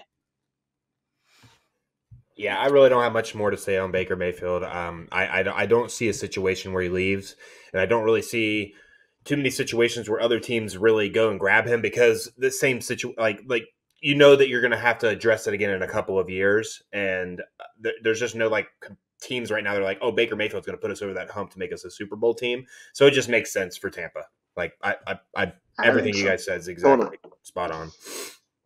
So that's kind of it for quarterback, right? So we touched on the other kind of notable guys: Minshew, Brissett, Flacco, Mason Rudolph, Winston, Sam Darnold, Ryan Tannehill, Josh Dobbs. So I don't think any of those guys really is going to command anything early in free agency, if at all in free agency. I think the dust will settle there. I do think there's one really sort of interesting team out there. If San Francisco doesn't win today, and if Brock Purdy struggles again today, are they looking at trying to figure out a way to bring a guy like Kirk Cousins into San Francisco because they've been chasing that quarterback forever, and Purdy fell in their lap, for lack of a better term, maybe they're somebody looking at outside their organization. But I think they like Purdy, and I think he'll probably be fine. So I'll say no, just simply because he's a second-year quarterback. Very limited struggle-wise, right? It's been pretty darn good since he took over. I think he's got another year after this, and then maybe you start thinking about it. But I agree. We'll talk a little bit more about this too. For sure. I just think that window in San Francisco he would have to play pretty abysmal. I mean, he'd have to have a horrible game, and it would have to be solely on him that they lost for that to happen. And I just don't. If he plays the same way he did against Green Bay and they lose, is that bad enough or no? I don't think so. Not as I think it could. I think it could be bad enough. I don't think it's bad enough. Yeah, his guys seem to love him too. Yeah, but I think that's also because the media shits on him all the time, so that's their way of like backing him up. But I mean, like if he loses this game for them today, they could feel a little bit different. You know, they could. I mean, I don't think you realize how good Purdy was this year. Like he was way more. Like he was literally the most efficient quarterback, most big plays. Like literally everything, he was good. I think playoffs is tough. Poking holes in him all season long because I didn't want to admit that he was as good as he is, but he's as good as he is. So it is what it is. Yeah, and it takes time to learn. You got to learn to win in the playoffs. Very few guys go to the playoffs and then immediately win in the playoffs. That's the other thing. He just finds himself. Saw Peyton Manning take 8 years before he got his first Super Bowl, right? Like it takes time to learn to win in the playoffs. I just think Purdy's in a unique situation because that team is a little older and a little bit more expensive, and the window's closing on that team, right? So they don't have necessarily the same time to wait for a quarterback to get to the level that they need him to get to. But Brock Purdy's already gotten to that level, so I think they'll be okay. Right, and that's my point. Is like even Kirk Cousins hasn't done anything in the playoffs that you would say is going to be a big improvement over Purdy at the same time, and they both have really good regular seasons. So that's a valid point. And it's unfair that in all reality, Jimmy Garoppolo did set the precedent for Brock Purdy in the sense of how he gets judged. Because Jimmy Garoppolo had he had a phenomenal year, but then it's like he came short every year and then he leaves and then he sucks. So I think that precedent got set for Brock Purdy in an unfair way. And I think sometimes even myself gets that put in my head, like, oh, Jimmy Garoppolo had a lot of success in this. Like he had 4 games in a row of 400 plus yards and, had all this success, but he couldn't finish it. And I think that we put that on Brock Purdy as well. And it's unfair because Jimmy Garoppolo was in the league for 7-8 years when that was happening. And this is Brock Purdy's, second year as a starter. or second year in the league in general. So ask John Elway how long it can take before you actually win in the playoffs. Yeah. Ask Dan Marino. Yeah. Still waiting. Right. Yeah. Yep. So, I totally agree. All right. Pivot to running back, and I think there's some pretty interesting names on this list. Big ones. I think there's almost 2 tiers of notable free agents here. So I'll just rip through these guys real quickly. Saquon Barkley, Josh Jacobs, Tony Pollard, Derrick Henry, Austin Eckler, DeAndre Swift, Zach Moss, Devin Singletary, Antonio Gibson, and J.K. Dobbins. So I think the tier break is after Eckler into that stuff. So which one of you guys wants to talk about? Braces seem pretty pumped. Which guy do you want to talk about? So it's funny because the top 2 names are the same names we had last year, right? Josh Jacobs and Saquon Barkley, of course. Actually, the top 3 maybe, right? Because they all played on the tag last year. Barkley, Jacobs, and Pollard. Yeah, Pollard. But I think like the Pollard, we knew that he was gonna be there. I think so. Was playing in Dallas. Saquon and Josh Jacobs, I'll be the first to say I have no clue where these guys are going. I can't imagine. I don't see a reasonable explanation of why the Raiders would keep Josh Jacobs or even try and re-sign him in the sense of like when Zamir White went in there, he kind of did everything Josh Jacobs did just as good, if not, maybe a little bit worse, I guess. But he had 145 yard. Might have been a bit better, actually. Yeah, I mean, he had a couple of games where let's remember before the mess of 2023, Jacobs just led the NFL in rushing in 2020. He did, yes. And I am comparing White's body of work to Jacobs' body of work last season only. Yes, like Jacobs didn't have the greatest year last year. White looked pretty good when he came in. But it's that's a whole other topic for a whole Jacobs also had Josh McDaniels for most of that, and Zamir got the whole new staff after Daniels was gone as well. So that's fair. I just want to say temper that. I do think Josh Jacobs is pretty good. But he's a better running back for sure. I do agree that he's not the right fit for a team that should rebuild. They should trade Devontae Adams if they can, and they should rebuild. Yes, Yep, I it agree. just does. That's what I say. It doesn't really make sense for the Raiders to keep them. It just doesn't. It doesn't really make sense for the Giants for the same exact reasons. Like the Giants have got to just like they got to wash their hands and restart. I don't know what they do with the Daniel Jones contract. That's a fucking mess if I've ever seen one. Well, But he's They their can get they can get out 2024 QB. yeah, they can get out next year. Keep him yeah, this year and then just the season That's after. another situation where they could draft at 5 a quarterback and then let Daniel Jones start, and then yeah. Yep. If he sucks, maybe start that guy halfway through the season. That makes sense. But like, where does Barkley make sense to land? Where does Josh Jacobs make sense to land? Because you could probably put these guys on any top tier teams that have some money, right? Everyone every year it's always the Bills. But and as soon as was it Ken Dorsey took over as their offensive coordinator, that run game is as strong as ever. But like, why pay money when James Cook is doing everything you could ask him to do? So that there takes it out of me. The first one that comes to my head, and so we might have talked about it a little bit right before, is the Miami Dolphins. It looks like they just like to add talent anywhere and everywhere when they can. Raheem Mostert's, old now. I imagine that he definitely could be a guy that retires this year. And Devon Achane, even though he doesn't have a big workload, seems to get hurt when he does get it, or even on that limited workload, he does get hurt. So could those guys make sense there? Maybe. I think Derrick Henry makes more sense to land there. Chicago's another big one for me.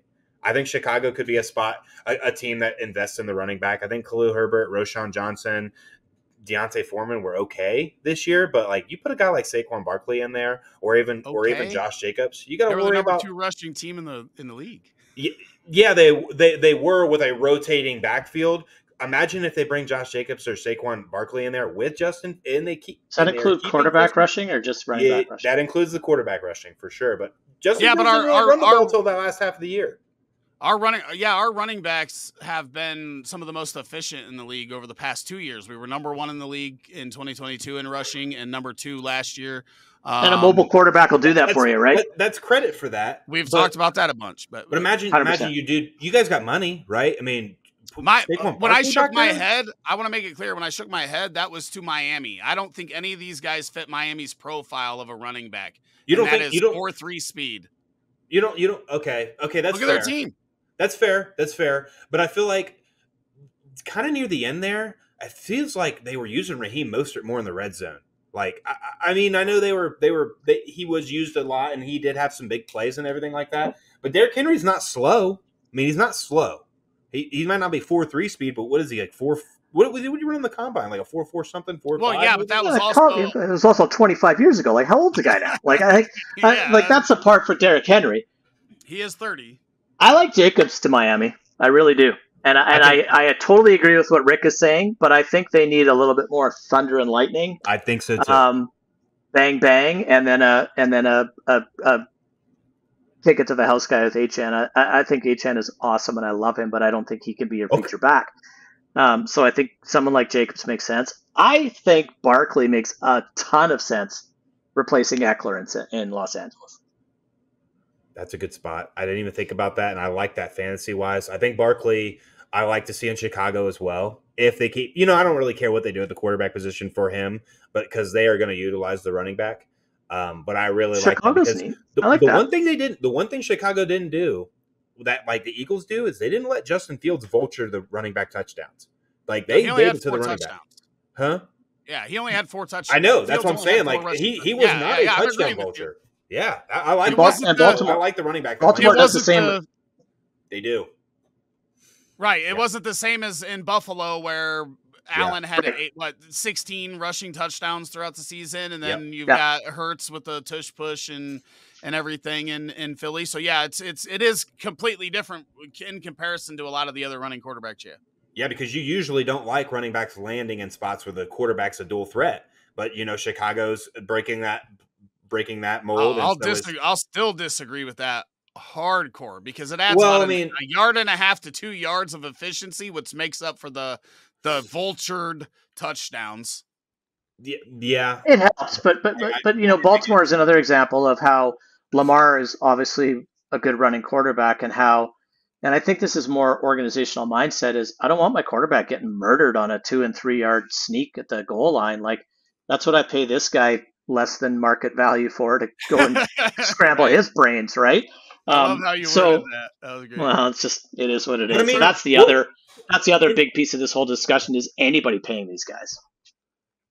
But anyway, go ahead, Bryce. Chicago, I guess Chicago's the one that could be paying him. That's why I think that they're the main landing spot. I'm not disagreeing. I think Chicago's going to be in play for him 100%. Yeah, but well, you said with the rushing quarterback, yeah, they are more efficient when it comes to yards per carry. But it's like when you're talking about a PPR standpoint as well, I feel like historically, when quarterbacks feel pressured, like traditional pocket passer quarterbacks immediately look to the dump off to the running back. And I feel like those running backs, or the quarterbacks that had the higher ability to scramble and run, will look to run right away. And it takes away from a little bit more PPR value. Cause I mean, like how utilize, like when Justin Fields gets in trouble, he runs. And I'm not saying that's the wrong decision at all, but I'm saying if Tom Brady gets in trouble, he's looking to dump it off, or any pocket pass quarterback that's not mobile, they're always dumping off. They always had running backs that had a lot of PPR value when it came to that. And it seems like those quarterbacks that traditionally have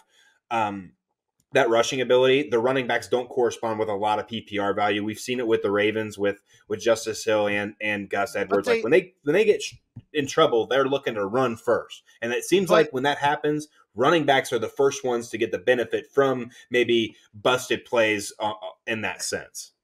But those are also not pass-catching running backs, right? Like Gus Edwards has never been a pass-catching running back, but was the number 3 running back for like an 8-week stretch this year. Yeah, because you're getting 2 touchdowns a week, it seemed like, Devin Singletary in Buffalo was never really pass. James Cook is supposed to be a pass catcher, and we haven't really seen it a ton, but I think that's also part of the equation. When you have somebody like Barkley, like you scheme passes to Barkley, you scheme passes to McCaffrey, you scheme passes to Austin Eckler. I think that's the difference sometimes that we see, where it may just be they're not the guy that you're scheming passes to. I think it's the scheme, though. But I think it's the scheme, right? So McCaffrey in San Francisco. Who else did you say? Scheme passes to McCaffrey, Barkley, Eckler. The biggest difference to me, and to Bryce's point, is when you have a sort of an RPO type of offense, that run pass option is with your back. So when it becomes a pass option versus a run option, you're not targeting the guy that you were just faking the handoff to, right? Like you look at why I think DJ Moore had such a successful season. Number one, he's a great wide receiver and in the middle of the field and all the stats that Fields has. But the studies that I've read is with an RPO type system, quarterback comes out of that. And if he's going to throw the ball, he's not going through his progressions. He's already predetermined kind of where he's going with the football. So I think that helps DJ Moore. But I think it's going to definitely hurt that running back's ability to catch the pass when there's a lot of RPO in your offense that excludes that running back from being a target in that passing game. So I think there's something to that. Yeah, maybe those coaches or those quarterbacks could be coached when you got the ability. When you feel pressure, run, and when the quarterbacks that don't have that ability, hey, when you feel pressure, dump it to the running back. That right. I think that's a part of it, right? And I'm not blaming the quarterback. It's that they're doing their job nonetheless. I'm just saying it does affect that fantasy value. I think your argument to James Cook kind of more proved my point. Like James Cook is a pass catching back, but when Josh Allen feels pressure, he runs. Again, right? I don't think even that. Cook is just open. Like we thought CEH was one, and he plays in a system where the running back catches the ball quite a bit and didn't do that with a quarterback that'll do the same thing that you're talking. James Cook just may not be the pass catcher that we thought he was. But he's had success and he's given that opportunity as a pass catcher. So has Gus Edwards. Gus Edwards just had an 80-yard touchdown catch this year. These dudes are talented. They can all catch the football. I think the biggest thing that makes you a pass-catching running back are you a pass pro running back? Because if you're not good at protecting the quarterback, you're not going to be on the field to catch pass in those situations most of the time anyway. Like you look at Chicago, and I think that that hurts Khalil Herbert. He's not the greatest pass-protecting or running back on the field. And Fields targeted Roshan he can catch the pass at a very high rate. And Roshan is a good pass pro guy, right? So I think that's got a lot to do with the player's ability to catch the ball is, are you going to be on the field in those situations where your quarterback Fair might enough. need you to pick something up or slow something down so you don't get killed? So you also, I think, see J.K. Dobbins catch a lot more passes in Baltimore than you do Gus Edwards or Justice Hill. Keaton Mitchell was getting involved in the passing game there before he got hurt. So I do think it matters on your personnel and who you've got, and you don't have a lot of running backs that are just exceptional, like route running, pass catching. That also can block, so you can keep them on the field. Obviously, you can move guys out wide. You can put 2 running backs on the field at the same time. I think that guy in Atlanta is pretty good. Yeah. I can't go through every 32 teams. You could. Well, I could. All right. So, where do you want Saquon to land? Do you want him in Chicago? I wouldn't mind him in Chicago. Like when I was disagreeing, it was just, I don't think that these guys are Miami's like type. I think Miami's going to look for the really fast guys. They want to keep that wide zones, keep everybody moving. But who knows, right? Who knows? But I wouldn't mind Saquon. Could you imagine running RPO with Justin Fields and Saquon in the backfield? Good luck, defense. Like it's hard enough to scheme one of those guys with, Barkley with Daniel Jones as his quarterback, or Justin Fields with anybody else on the field. Like, it's hard enough to scheme for either of those guys. You put them in the same backfield, and I think you could have some magic happening there. Shane Waldron, the offensive coordinator that came over. Good hire, by the way. Seattle was the number 1 running team in efficiency when they hit the hole. Problem is, Kenneth Walker and Zach Charbonnet both do not have vision. They have everything else. They do not have good running back vision. They hit their intended hole like 15%, 10% less than the next closest worst team. If they just would have hit the hole more, they would have had the best running game in the league, but the running backs can't find the hole. So I think when you bring him to Chicago, even if you don't bring on another big running back, you've already got guys in play that hit the hole they're intended to hit and have good vision, even though they may not have the top end talent that the 2 running backs in Seattle had. If you bring a Saquon in there and you have that type of run game with a guy that can hit the hole, make magical shit happen, that would be great to watch. But I don't know that it's a priority for the Bears either, because we've just been the number 1 or 2 running team the past 2 years with these guys. And I think they do like Roschon a lot, and he'll be a lot more involved next year. So I don't know if that's really where they're looking to spend the money. But it would be exciting nonetheless. Derrick Henry's the other one that I would like to see in the backfield with him if it's not, just because it'd be a much cheaper like, option how do you scheme those 2 guys? Like they're both 6'4" linebackers running down your throat. It would just be fun to watch. But from an actual football team perspective, I don't know if that's for my Bears where I really want. I mean, it makes sense. Derrick Henry makes sense because then Roschon still be heavily involved. Right. And Derrick Henry probably is not suited for 20 plus touches. He's going to be right in that sweet spot of 10 to 15. That probably makes the most sense. I think Dallas could be also a landing spot for any of those 3 guys that we just mentioned as well. Great call. Eckler, I guess, but I think that Dallas, Josh Jacobs, I think makes a lot of sense for Dallas. That's a great call. I just don't know how does Saquon hate Dallas? I don't know. Cause didn't his dad grow up a fan? I can't remember, but I like green. I like money. I don't give a shit who my dad cheered for. Right.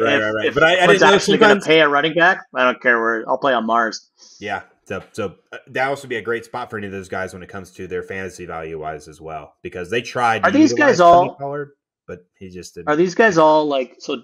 Barkley, Jacobs. We'll leave Henry out of it because I think I know the answer. So Barkley, Jacobs, Eckler. Are they still the running back they have been in? If they change scenery, like, are they still the feature back, or are these guys a 27 to 29-year-old complimentary piece now? Like, I think Eckler kind of is, although was Eckler more a product of being injured last season in a kind of a dysfunctional organization, or is he sort of at 20 going to be 29 years old, sort of hit a ceiling? I don't know. At Eckler, I think he really insulates himself because especially from a fantasy perspective, because right.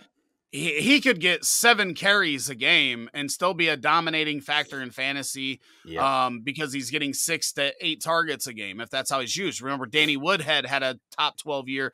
Duke Johnson had a top 12 year. They didn't run the ball a whole lot, but they could catch it. We know Eckler can do that. So I think the right team and the right situation could use him and him still be a valuable option. Barkley, I think, is still the dude.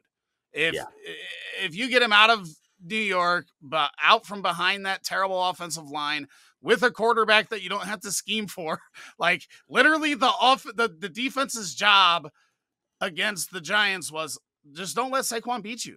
And he still had a great year. Still. So right? I think he's unreal.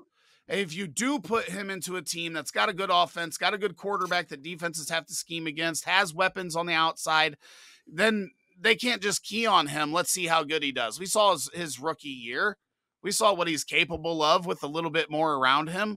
It's been dog shit the last 2 years in New York. Actually, I don't want Dallas to really be good because I'm not a Cowboys fan. But I think more about him in Dallas and just getting to say F you to the Giants 2 times a year, that all just makes so much sense. Please no. I don't want it, but it makes sense. He would get used the way we want, though. There, he really would. He would. So on the topic of Dallas, what does Dallas do with Tony Pollard? Just let him walk away? Bye-bye. Yeah. I mean, they learned their lesson from the Elliott signing, forcing that to happen. I think they're not. Rico Dowell looked okay at spots. I think who's a little guy that Dad works in the organization? Oh, Deuce Vaughn. Say goodbye to that crap. They have to address running back. They have to. I liked Malik Davis. I thought he was decent, but I guess that didn't pan out. So they got to go to the draft, and but I think they're going to add somebody here. They could take a little bit less of a shot. They could take an Antonio Gibson to be a component. Someone like that. Zach Moss might be a cheaper component, but I still think they have to go to the draft to find a running back as well. Yeah. Out of the cheaper components, Devin Singletary is by far my favorite. Yeah, and he really surprised me this year. And, everybody was a Damian Pierce fan, myself included. And the dynasty shares I have of Singletary weren't very happy that he went to Houston until about mid-season. Then they got quite excited. So he's somebody that's been efficient the whole time. He's not going to catch you a bajillion passes, but you can target him a couple times a game and whatnot. But with Eckler and Barkley. Yeah, I don't know what happens with Tony Pollard. I can't imagine he demands a lot of money this offseason, but landing spot-wise, I have no clue. I mean, I guess the Cardinals could make some sense if he's willing to take some pay cut because they like to utilize the running back in the pass game, and James Conner's getting older. He's always gets injured every year. I feel like that would be a good fit for him. But, yeah, he's an interesting one because I really don't know where he's never ever been the guy. He's going to demand RB1 money, right? He's going to want he's never been an RB1. Yeah, but he can't be one. So I don't know. He's definitely an interesting one this offseason for me. I do want to see Derrick Henry in a spot where he could potentially win a Super Bowl because, fantasy-wise, I've always been hard against him not catching passes, and I've kind of softened on that because, well, you don't have, J.D. McKissick every year catching 100 balls at the running back position. So I would just like to see him win because he's always been a guy that was just quiet, just did his thing, just beast mode. And no matter how many times I thought it was the end of Henry, he just continues to show that he's something else. He's a beast. Do you think the Ravens a good fit for him? Oh yeah, Ravens. I think I don't care what running back it is. Put him in the Ravens system. But it makes sense the way they utilize the running back there. I feel like that'd be a perfect spot for him. Like Gus Edwards could stay there, or even Justice Hill or Keaton Mitchell, and again, the 10 to 15 touch area is going to be perfect for him. And those could be super efficient on a team like that. Yeah, I think a good fantasy and football landing spot is Philadelphia for Derrick Henry as well. Yeah, that's another good one. Still keep Kenneth Gainwell. You can still keep whoever else you want. Their OC's, Kellen Moore's their OC now. I don't know what that means, but again, to play off what Rick was saying earlier, but with that dual threat quarterback and what that does, Derrick Henry and Justin Fields, it's also Derrick Henry and Jalen Hurts could do that too, right? Yeah. And that team needs to get their shit together. So I think that'd be a good spot for him. Do you wonder if the tush push changes without Kelce there? I wonder if I think it was absolutely as does, and I efficient. think Well, I think they're changing the rules anyway. So You think so? I think Because they I might. don't know if they do, because there's not many teams that were successful at it. Like, dude, well, I think that's why. I think if it was something that was like every team could Right. do pretty well, then they would just leave it alone and be like, okay, well, this is kind of it's just the way the NFL is now. And instead, it's like Eagles are the only one that can do it as effectively as they do. So it's not fair to the rest of the league, which is number dumb. one.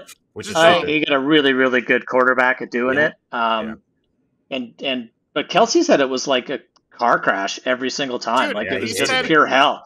Because the whole freaking field falls on him, right? So he said he would hike the ball and be like, "Fuck my life!" right. Every time he did it, so, he would scream it out, "Fuck my life!" His ability to get low is what makes that play successful, and he's one of the best offensive or center in probably my life. So I don't see them continuing to do it as much. They'll still try. I Plus say, the OC Derrick changed. And Derrick Henry landed in Philly isn't great for touch. Like I said, the only team that vultures touchdowns there at the 1, 2, 3 yard line are the Eagles quarterback. So that's I'd like fair. to see him. I think I'd like that to see changes him a little bit though. Yeah, I'd like to see him in a place like I guess Also, Dallas or something like that. That could maybe the Eagles haven't had Derrick Henry to get those 1-yarders either. To be fair, it's been Swift and Gainwell and Boston Scott and Miles Sanders, and it has not been Derrick Henry. If you want to get a yard, Derrick Henry can get you that. You can yard go back as far as Jay Ajayi. They haven't had a guy who could get it across the stripe. So yeah. So that is a little bit of it, but Austin Eckler, we touched on him a little bit. He's a little bit older. He's 29. He's obviously a good pass catching running back, but he was arguably a very efficient goal line running back the last couple of seasons until this last one. Is there a way he stays where he is? Or like they're not tagging him, like they got no reason to do that. I don't know. He's somebody that I thought would kind of out of all these guys, he's the one I think fits Miami the best. And he doesn't have that top end speed, but the playmaking ability in the pass game. And just they open up big holes for their running backs anyway, so anybody can run in it. So I would kind of like to see that. I would like to see him in a Mike McDaniel's offense with Tua. But I still don't think Miami. I think if Mostert's going to continue playing, it's really the first healthy season he's had in a long time. Last two, but mainly. Even though that he's a little bit older, he doesn't have the wear and tear. He's not the normal 32-year-old running back, right? Because he was a wide receiver, didn't get a lot of carries until 3 years ago, 4 years ago. He was a special teams guy for 4 or 5 years, really, right? But even in college, he was a wide receiver at Purdue, and just doesn't have the wear and tear that a normal running back his age does. So I don't know that he's done. He still flies. He still makes big plays.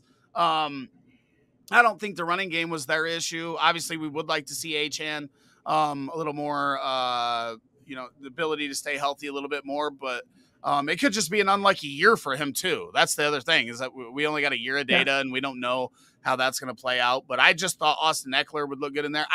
I don't disagree if they run the backfield right, that Henry and Barkley and Jacobs can probably be pretty good in any offense that they go to. I think they fit and can mold, and you can do stuff with them.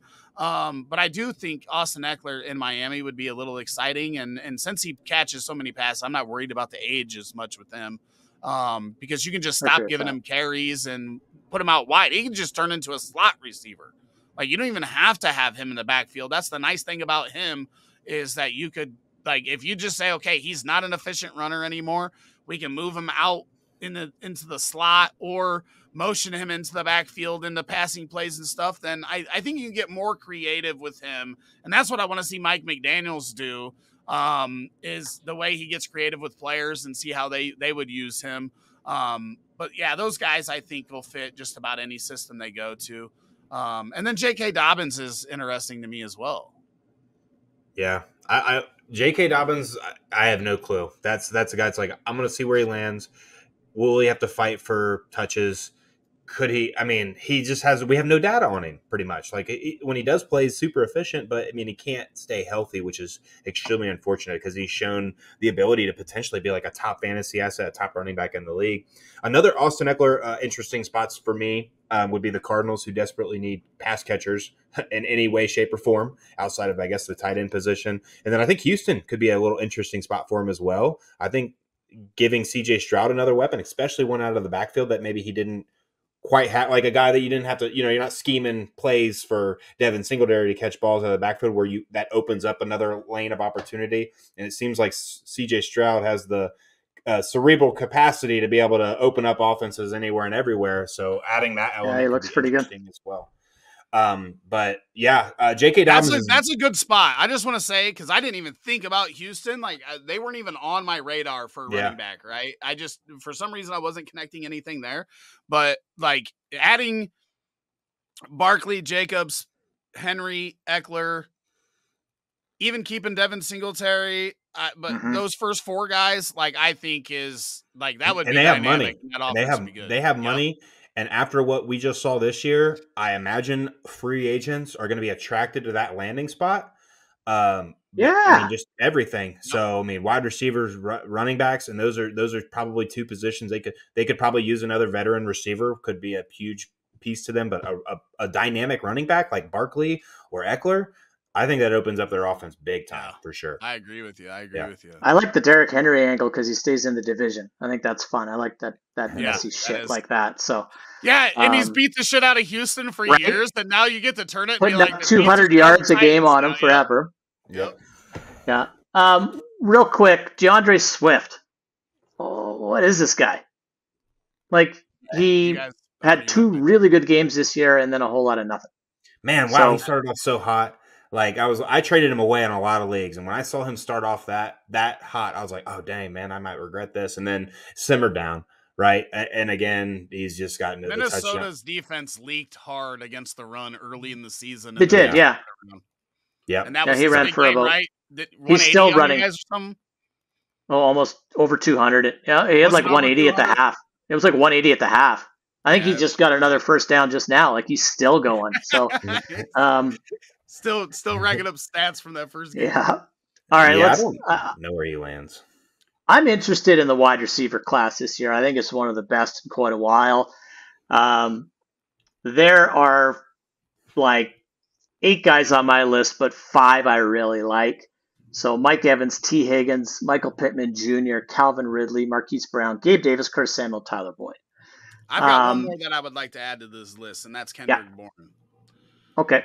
I also considered Darnell Mooney on the list, but I didn't think he was quite, no offense to Darnell Mooney, worthy of being on the list. Kendrick Bourne is who I want to replace Mooney in Chicago. And I think that's valid because, let's just start with Kendrick Bourne. I think, my recollection of him is all he did was produce when he was on the field. He just had a little bit of trouble staying on the field. Not great quarterbacking. We've talked about this earlier. Not the greatest offense in the world. But the man just put up numbers. So, Rick, you want to talk about it? Go for it. Just for me, it's really, really simple. You're not going to hear a lot about him. He's going to be a really cheap signing, and I think he makes a really good number 3 or number 4 receiver in the NFL. I feel like the Bears are already going to try to get that top end number 2. And when you look at it, and right now I look at it, and I told Josh this, a friend of ours, early in the season, I'm like, dude, I don't want to hear about how bad your wide receivers are. Right? Because nobody knew how good that wide receiver core was going to be. But I was like, dude, you go 4 deep. Like when you can put a typical number 2 wide receiver or a number 3 wide receiver on the 4th best cornerback or the 4th best defender, then you're in a good spot. And I want the Chicago to do that. So I want to have good depth. Our depth has been Dante Pettis as our number 2 wide receiver 2 years ago, with Mooney as our number 1. Then it was Mooney was our number 2 last year to DJ Moore. Obviously, DJ Moore was awesome. But then it was ESB and Tyler Scott and Velus. Like, we have not done good drafting wide receivers since Poles came in. That's the only knock against Poles. When you look at everything else draft-wise, free agent-wise, everything's pretty much hit, especially that was paid for with a decent amount of capital. So Kendrick Bourne to me just seems like the perfect, just depth wide receiver. He's produced every time he's got the opportunity. He's not going to be the guy that you want to rely on to be your number 1 or number 2, but as a number 3 or number 4 on your offense, I think he is a very underrated player that is not going to be expensive, that just lets you lengthen your wide receiver group if you do it right. So that's my thing on Kendrick Bourne. I think he fits with any team in the NFL as a number 3 or a number 4, and that's just why I really like him. He reminds me of Go ahead. I was going to say, I think he could be a solid number 2. Sherfield. Yeah, I think he'd be a number 2. I'll say the same thing about Kendrick Bourne this upcoming offseason that I was saying about Jacoby Myers last season, and that is Jacoby Myers and Kendrick Bourne are both guys that are not suited to be a team's best option on the field, and they will have their best seasons as the number 2 option. Jacoby Myers went to the Raiders with not very good QB play, but he's used to that, of course, and has his best year. I think Kendrick Bourne could go to the team like the Bears, or even like a team like maybe the Cardinals, who will also probably address wide receiver, be the second option and be a very good have a very good year. I'm not going to say he's going to have his best year because he did have 1,000-yard receiving year. Maybe not obviously not this past season or the season before. Maybe this first year with New England. I'll look it up while you're talking. He balled out, and then for some reason sure did. Matt Patricia hated him, and he wasn't used at all in the 2022 season, which was terrible. And then last year, he was on track to have a very good season and had the ACL tear.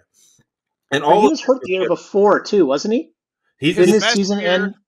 His first year New England was his best one. 2021 with 800 yards. 800 yards and 5 touchdowns on 70 targets, but he only got 48 targets in 2022, had 434 yards. 12.4 yards per reception. Not bad. Terrible quarterback play. And then this year he had 55 targets, 406 yards with 4 touchdowns. This kid's got 21 touchdowns in his career on only 391 targets. Like, that's 3 years for some guys that get 7-8 targets a year.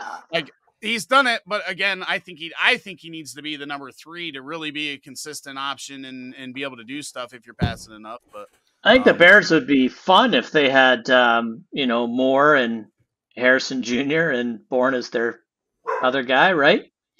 That's pretty cool. So a couple of guys I think we could take off this list, or one for sure. I don't think there's any way Michael Pittman Jr. gets out of Indy. No, I don't think there's zero chance, right? There's no way they can do that. Like, they sign him or they tag him, end of story. Yep. Right. He's in Indy. He's not going anywhere. I think Mike Evans is the same. I'm not as confident, but neither am I. But I think that's what happens. I do think he's a guy that you want to have be a career Buccaneer, like just from the Buccaneers organization. One Super Bowls, 10,000 yards every year. Seasons. I think he is a guy that you want to make a buck forever. He has won a Super Bowl, so maybe it's not as important for him later in his career to leave to go find one. Maybe he does want that second one or whatever, but I agree with you 100% there too. Yeah, there's not much. I think T. Higgins is and I think T. Higgins is absolutely in play, and I think the rest of them are. I don't think anybody really signs. Rick, when I was looking at this list or putting it together, the guy I thought for Chicago that made sense was Curtis Samuel, and I don't mind Curtis Samuel either. Or Tyler Boyd, for that matter. Yeah, I think Boyd's a little washed, but Samuel, I thought, man, he really, I had a lot of Jahan Dotson that I thought was going to pop this year, and Samuel was the reason I think it didn't. But so you think about wide receiver needy teams more than anybody. I guess Kansas City's top of that list, right? Like everybody would say, the Chiefs need pass catchers. What I find interesting, and I'm not that deep into my rookie analysis yet, but this is a crazy deep wide receiver draft. Not so much running back draft. So I can see those free agent running backs being a little bit more relevant this year than previous years. I wonder how the wide receiver class impacts the free agency class. And wide receivers typically will get paid. But, man, there looks like there's some pretty good. Like, what was the year that Evans and Beckham was that 2014? Like, this looks like another 20. It looks like it could be that year again, right? So I don't even know where I'm going with this. I'm just sort of thinking out loud. But like T. Higgins, massively disappointing season this year. He was banged up, but even when he wasn't, he was not the same guy. Is he still going to command that 20 plus a year long-term legit number one wide receiver contract? I think so, just because people are going to look at Cincinnati and say Burrow wasn't himself at the beginning of the year, then got hurt, then they had backups. Like, there's a lot of question marks, or a lot of things to point to of why both Higgins, Boyd, and really even Jamar Chase to a certain extent, like, didn't have the years that you would have expected them to in that offense. So I think they get a little bit of leeway in that regard. And he's also a 25-year-old kid that we've seen be pretty darn good. I think that age helps him a lot, right? He reminds me, I was comparing like his up and downs to like Amari Cooper. I'm not saying they're the same receiver, but I'm saying the way they sometimes like they have these moments of just like, wow, he could be one of the best in the league. He's made some like T. Higgins probably had the coolest touchdown of the year of all the wide receivers when he caught that ball and then like reached over and fell backwards. That was one of the coolest plays I saw all year. Yeah, that was against, right? Yeah. They'll have some of the most routine drops, and then they'll have some of the most lazy route running I've seen. And it kind of reminds me of Amari Cooper. I think, obviously, Amari Cooper's got the best hands, some of the best route running in the league since he's been in it. But just that up and down reminds me of him. But I don't think T. Higgins has to demand that money because I think the market's just going to give it to him, right? Like, there's so many wide receiver needy teams. You just say the Chiefs because that's the one that like we all want someone to land to because there's Pat Mahomes there, right? But we got the Cardinals, you got the Patriots, you got the Titans. I know I'm missing some more on here. That just you've got Chicago needs number 2 if they trade down. Atlanta needs a 2. The Saints need a 2. Right, but T. Higgins is going to be the first teams that need a 1 that are going to pay him like a 1, right? So I guess the better question is he a 1? I think he can be in the right system. I think he can be in the right system. But he's got to get past the Mike Williams issues, right? Because T. Higgins kind of has that's a great comparison. Being injured, he's that big-bodied receiver that can do some great things, but you got to be on the field. That's why Mike Evans is good, because he's that guy, but he's on the field all the time. He's not missing half the season or a quarter of the season every year. So that's the biggest thing for T. Higgins for me. There's been a lot of connection Panthers and T. Higgins potentially going there to get get Bryce Young, a guy.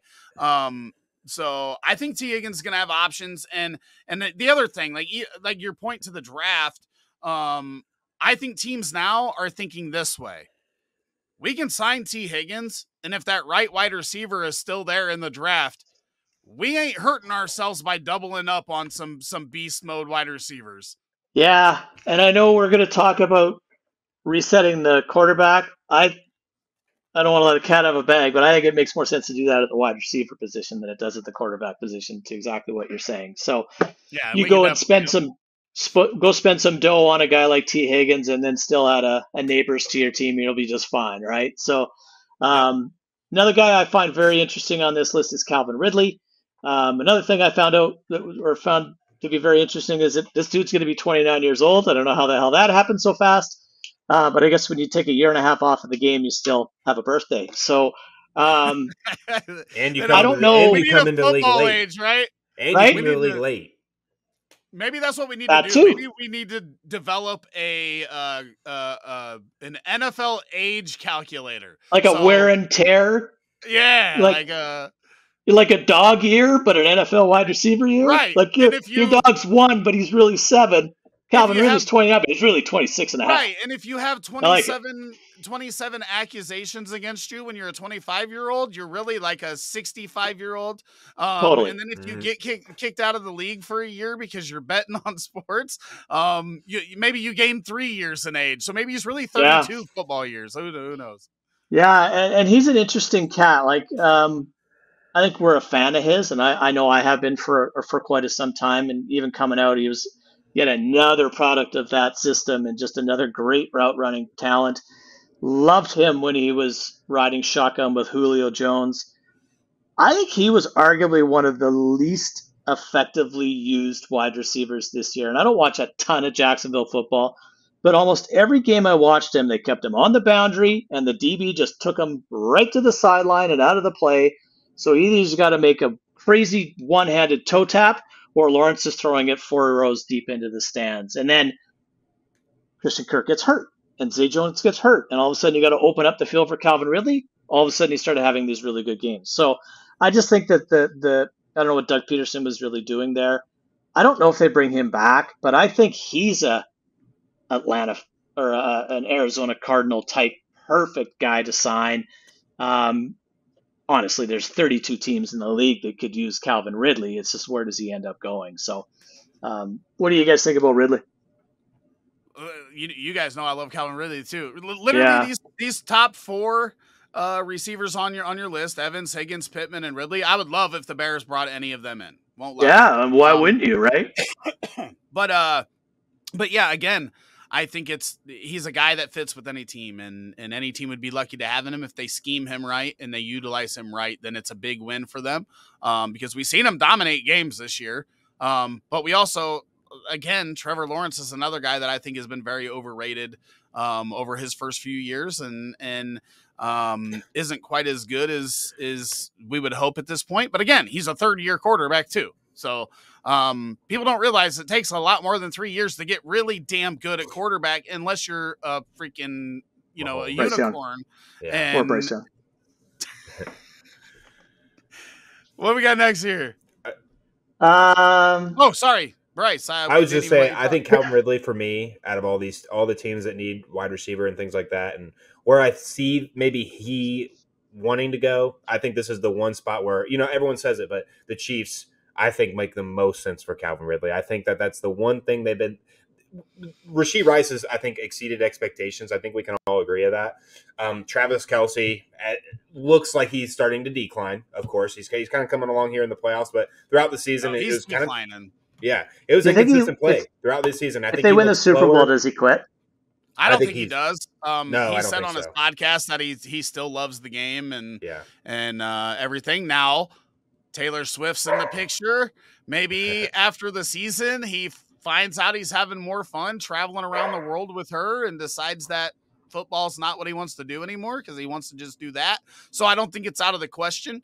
I think he still wants to play football. I think he loves Andy Reid, and I think he loves Patrick Mahomes. And why, if you still want to play, would you quit that? Unless your wife's a billionaire and you get to go wherever you want in the world, do whatever you want, and all that. I mean, that's a bigger retirement plan than most guys have, unless you're and it's not Tom like Brady Kelce had the same one, but and it's not like Kelce.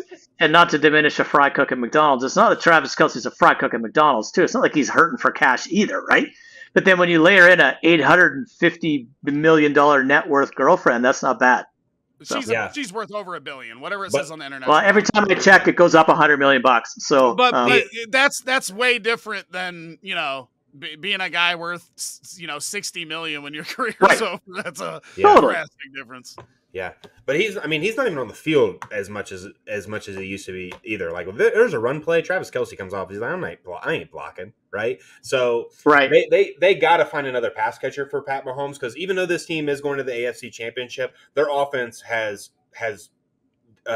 they've not been as good as they were in the past, and it shows. And it shows at the wide receiver position most of all, right? I mean, nobody stepped up outside of Rashee Rice. And Rashee Rice wasn't expected to have this role, but now he's the number one wide receiver. Like Marquez Valdez-Scantling, Drop City.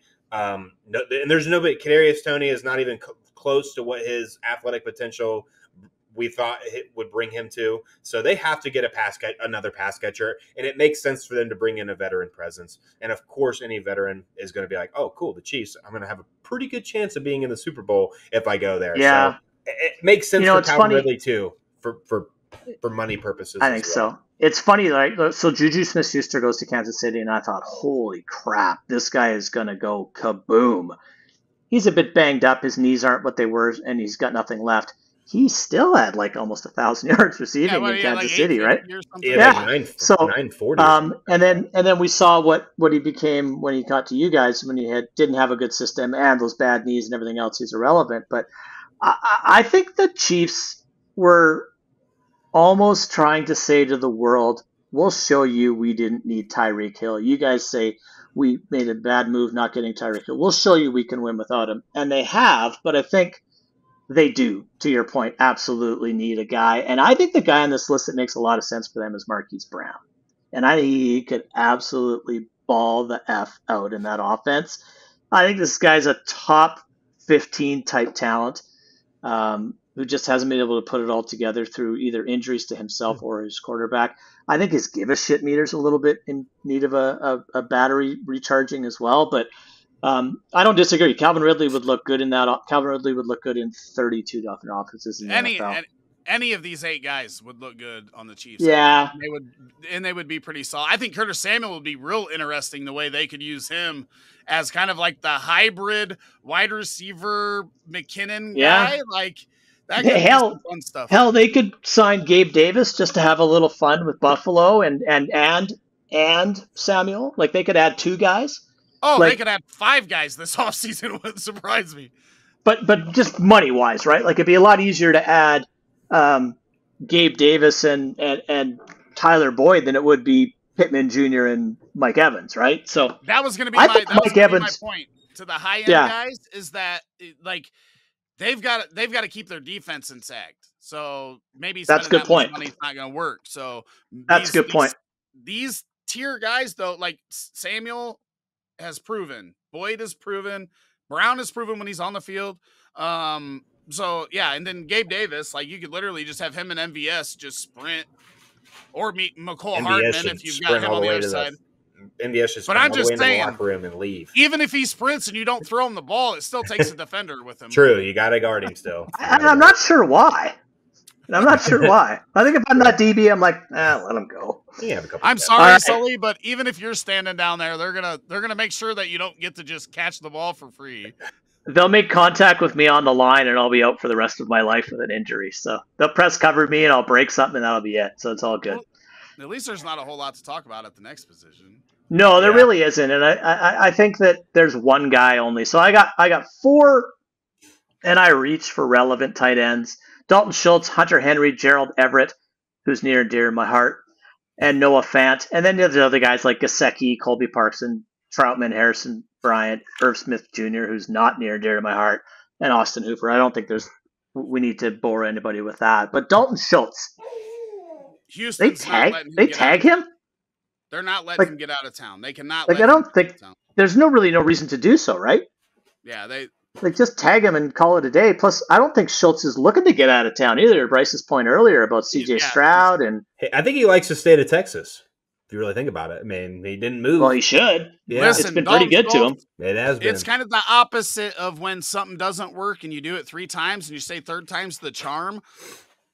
For Schultz, it could go the other way. Dak Prescott worked for me. CJ Stroud worked for me. Do I want to try a third time to hit the lottery? Like, maybe I should just stick here and have a good career with a good young quarterback and call it a day. If they let him go, if he moves, like, you have to go to the right situation. You can't go like if Dalton Schultz went to Kansas City to be the tight end after Kelce, then okay. That's a move I can see. But I would do that. You can't go from Houston to fucking Carolina, New England. That has, we've seen a bunch of tight ends that we thought could be good there that didn't. Obviously, Hunter Henry, the other guy on this list, has had stretches for the Patriots. Gesicki's on this list too.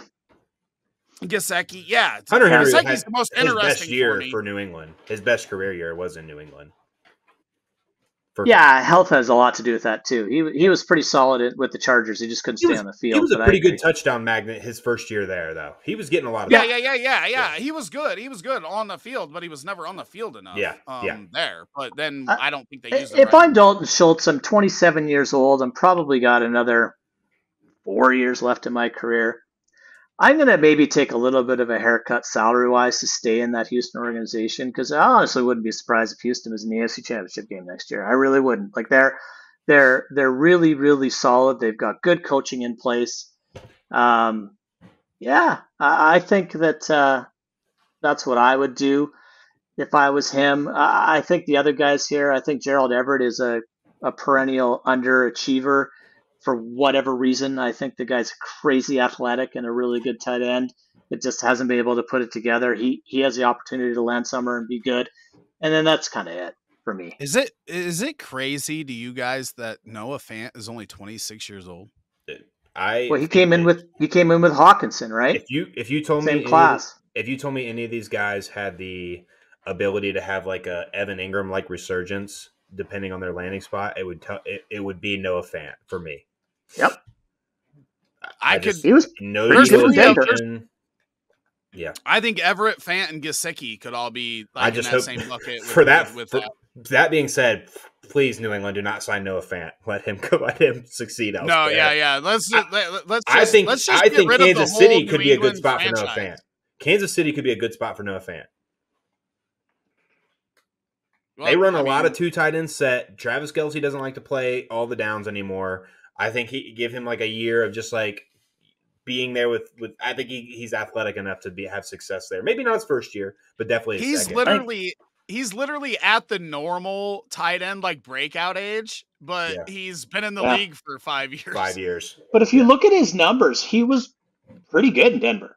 And it's not like he had lights out offensive quarterback play there either. Like I think backfilling Logan Thomas in Washington for Noah Fant would be awesome. Miami would be awesome. Like they need a flipping tight end. No? They don't use them enough, though. That's maybe they don't have one. Yeah. They had Durham Smythe. They didn't even try using Gesicki when he was there. Well, we just seen what Gesicki kind of is now, right? That's what New England does to everybody. Yeah, that tight end. Where was he all year? How do you have a team with no wide receivers and you don't use a pass-catching tight end? I don't know. Well, obviously they don't know what they're doing at offense. You know how fun that was to watch? Tight end such a tough position. Listen, I say this to every Patriots fan I've ever come across. Yeah. Shut up. Shut up. I do not care if you had an off season that was a little rough for you. Boo-hoo. Go wipe your tears with one of your 6 banners hanging in the ceiling. And seriously, shut the fuck up. Nobody wants to hear it, okay? Thank you very much. I'm with you. Fair enough. I said this is deserved. We should have started with the tight ends and then worked down. I almost did because I wanted to finish with quarterback to then pass it over to you. That's what I was going to say. And I should have done that, but then we didn't think about it. So we're going to get into the draft. I'm not a host. I'm a co-host for a reason. Well, we're not a host. We're just having a conversation. We're just. I'm hearing you. Right. We're having a good one, and it's a good conversation. I think we've talked about a lot of good points, but this isn't really like I want to make this clear that this isn't really a Justin Fields argument because I've made those. I think that he has been underserved as the quarterback of the Bears and everything like that. My point is that everybody talks about like even if you think Caleb Williams is just as good as Fields, and that is the benchmark that you reset the quarterback clock. And we keep hearing this stuff. And I never heard this growing up. Nobody ever talked about, let's get rid of our quarterback so that we can restart this clock, right? and the Bears do like Justin, and they do know that he's good in the locker room and whatever. That's not my whole point, because I do. You guys know I've had Caleb Williams in tight end premium as the number 1 pick in Superflex tight end, ranked in my top 15 overall from a fantasy perspective, since we started those rankings before last year. So it's not a Caleb thing. For me, it's just that it doesn't work like it. And to show that this doesn't, the Bears have 2 picks in the top 10. Everybody says reset the quarterback clock. So whether it's 1 with Caleb Williams or number 9, if it's, some other quarterback that falls there, whatever, I wanted to know, like, how often do teams draft a quarterback in the top 10 and they actually like positively help your franchise after resetting the quarterback clock because of the contract? Because everybody says you can't win with the quarterback on a contract that takes up too much of the ability or the ability to bring on more players and whatnot. And I'm going, okay, but I keep looking back and I'm like, yeah, Brady wasn't the top paid quarterback in the league for most of the years, but he was still getting paid pretty well. And then I started thinking, well, how many young guys have actually won Super Bowls? And when you're looking at the rookie contract, that's 5 years. How well are these guys doing in their first 5 years? Like, what is this leading to? Because it doesn't matter if they're not going to win a Super Bowl in the first 5 years that you reset the quarterback clock, right? So I mapped every top 10 quarterback taken from 2000 until 2023. And then I mapped out their first 5 seasons. What was their win-loss record? Did their teams make the playoffs? Did their team have any playoff wins? And then did they go to the Super Bowl and did they win the Super Bowl? That seems like a pretty good benchmark of whether resetting that quarterback contract is that important. Because if guys aren't winning in those first 5 years, then it's a moot point to me. And so here's what I found out. We've got 43 quarterbacks drafted in the top 10. Those 43 quarterbacks have a win-loss record of 1,099 and 1,121 in their first 5 seasons. They are under 500 at 495 win percentage. And this is with, and wait a second, I may have, one second, I may have to restart. Nope, I got him in here. That is with Patrick Mahomes, okay? That's with Patrick Mahomes included in there, who has an 800 win percentage. And it's still under 500 for top 10 quarterbacks in their first 5 seasons. Just to put that in perspective, out of those 43, only, let's see, 19 have over a 500 win percentage in their first 5 years. 2 of those guys have only played 4 games, Trey Lance and Anthony Richardson. So we really don't know about those. So really 17 guys that have played, and that includes CJ Stroud, who's only got 15 games, but all those guys, most of those guys played 40 plus games. So we're already finding out that top 10 quarterbacks and winning with them is only, it's literally worse than a 50-50 opportunity. So you've got all the risk in there as well. Then it gets even worse because only 2 of these guys drafted in the top 10, because that's where the Bears are drafting from, have won a Super Bowl in their first 5 years while on a rookie deal. I don't even know if Eli Manning was on his rookie deal. I believe he was when they won. He was in year 4, so I don't remember if he got a contract extension before that or whatever. So Eli Manning, 2008, I think, when they beat you guys, was his first, and that was his 4th year. And then obviously Patrick Mahomes won in his 3rd year, went in his 2nd year. There have only been 6 Super Bowl appearances out of these 43 quarterbacks in their first 5 years. These are the guys that I would agree. I know a lot of people are going to argue these guys go to the worst teams, so obviously they're not going to be that good. Well, these are the guys that are supposed to turn your franchise around immediately that are getting drafted in the top 10. And they're not doing that. So, again, we've got 194 total seasons from these quarterbacks in their first 5 years. Obviously, guys like Stroud and Richardson only have 1. Trey Lance only has 3, but only played in none. But 194 seasons. And you've got 48 or 58 playoff appearances. So you've got about a third of a shot to even make the playoffs. Oh, now almost a quarter, right? About 30% probably to make the playoffs. Playoff wins, you've only got 48 total. Now, let's talk about that because you've got 48 total. But if you look at Eli Manning, had the 4 playoff wins. Rivers had 3. Andrew Luck had 3. Jerod Goff had 3. And Mahomes 8. And Josh Allen 5. So that was like, what, 6, 7 guys have basically all of them. So you got to get lucky and get one of those 7 guys. Anything? I'm just going. I'll keep going till No. Okay, so let's transition this into why is this important? Because this is really the only team that's in debate for this, right? Is the Bears going into this draft. And the Bears are going to set the movement for a lot of teams' plans in this offseason. We kind of prefaced it earlier with New England, Washington, maybe Atlanta. Other QB-needy teams are probably waiting on what are the Bears going to do, because if Justin Fields becomes available, he's obviously the number one target in the offseason for teams to trade for, right?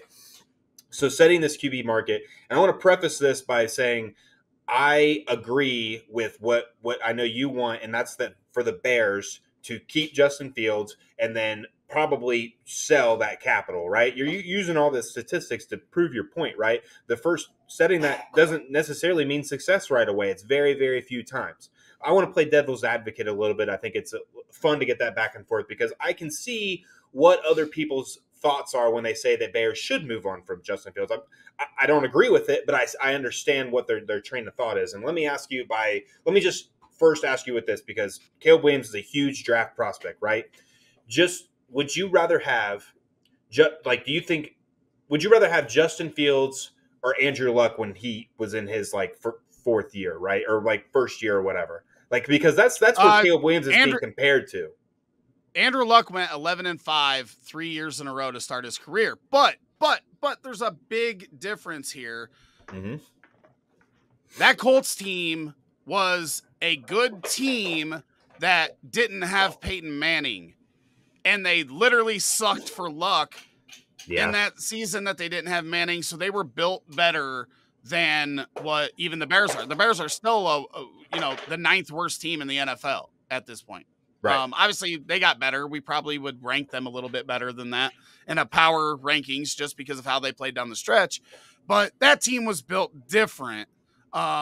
The same thing with Kansas City when they traded up for Mahomes was built different. Yes. So I do want to preface that a little bit to that point. Yeah. And I understand that. And you made the thing you said earlier is unless you have a unicorn, right? And out of all these prospects we've had in the past, 5-6 years, who's got that high chance of being that unicorn? Caleb Williams does, right?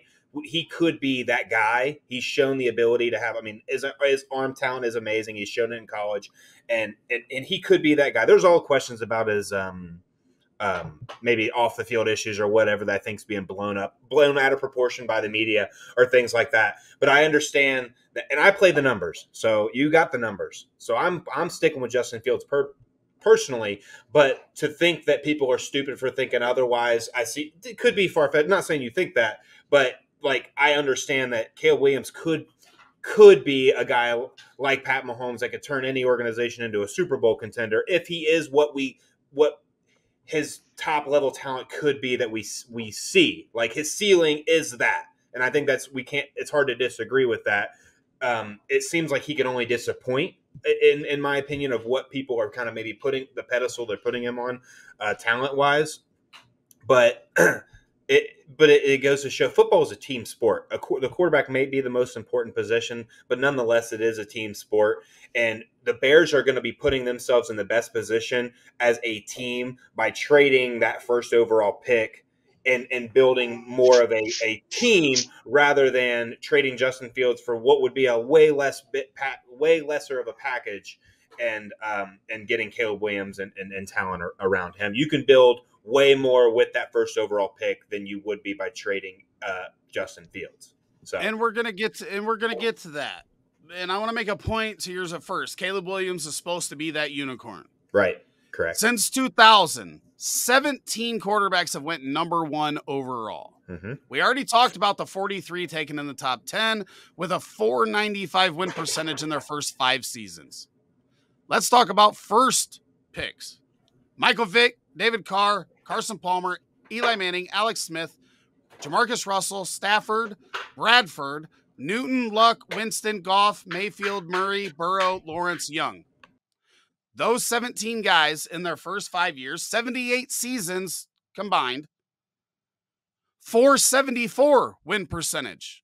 Yeah. The number one picks are actually worse than the collective top 10. Obviously, worse situations and all that. Giants traded up for Eli Manning. They were I don't remember exactly. I think they were the 5th pick or something. The Giants drafted Phillip Rivers, and the Chargers drafted Eli Manning. and Eli Yeah, however refused that went. to play. Yeah, Eli Manning. That's what I meant. I was going the other way. Even then, how many of those guys have a Super Bowl win out of all those number one picks? Out of all those number one picks, Eli Manning is the only one in the first 5 years. Right. And I mean, hey, how many of those number one picks have won their whole career? Actually, One. Jerod Goff has a shot. One. Cam Newton went. It's Eli. That's it. Stafford's got one. Yeah. Rams. So two. But to that point, he was like, 35, 36 when he won his whatever. The Super Bowl is hard to win, right? And right. That magnifies your point even more when you look at just the first overall picks. And the part you already alluded to with Andrew Luck is Andrew Luck fell into the perfect scenario. And what did you say, won 11 games? Yeah, he went 11-5 each of his first 3 years. So it magnifies your point even more if you extract the outliers, we'll call it, and you pull Andrew Luck out of those first overall picks. That win percentage probably drops. I was listening, but it probably drops to about 375 or something along those lines, right? Yeah, because Mahomes blows the whole thing out of the picture because of how many wins with his 800 win percentage, 100%. Right. So I do want to say this fully. Like if Caleb Williams is the quarterback of the Bears, I'm not going to be upset. Right. But I think from building a team, you've got a lot of other metrics. And the whole thing always comes down to, Justin Fields got better. But if you don't think that he's, if you don't think he's leaps better than Caleb, then you completely scrap it and start over. And basically what you're doing when you do that is you're saying we are prepared to not win the Super Bowl for the next 5 years. That's right. Fair.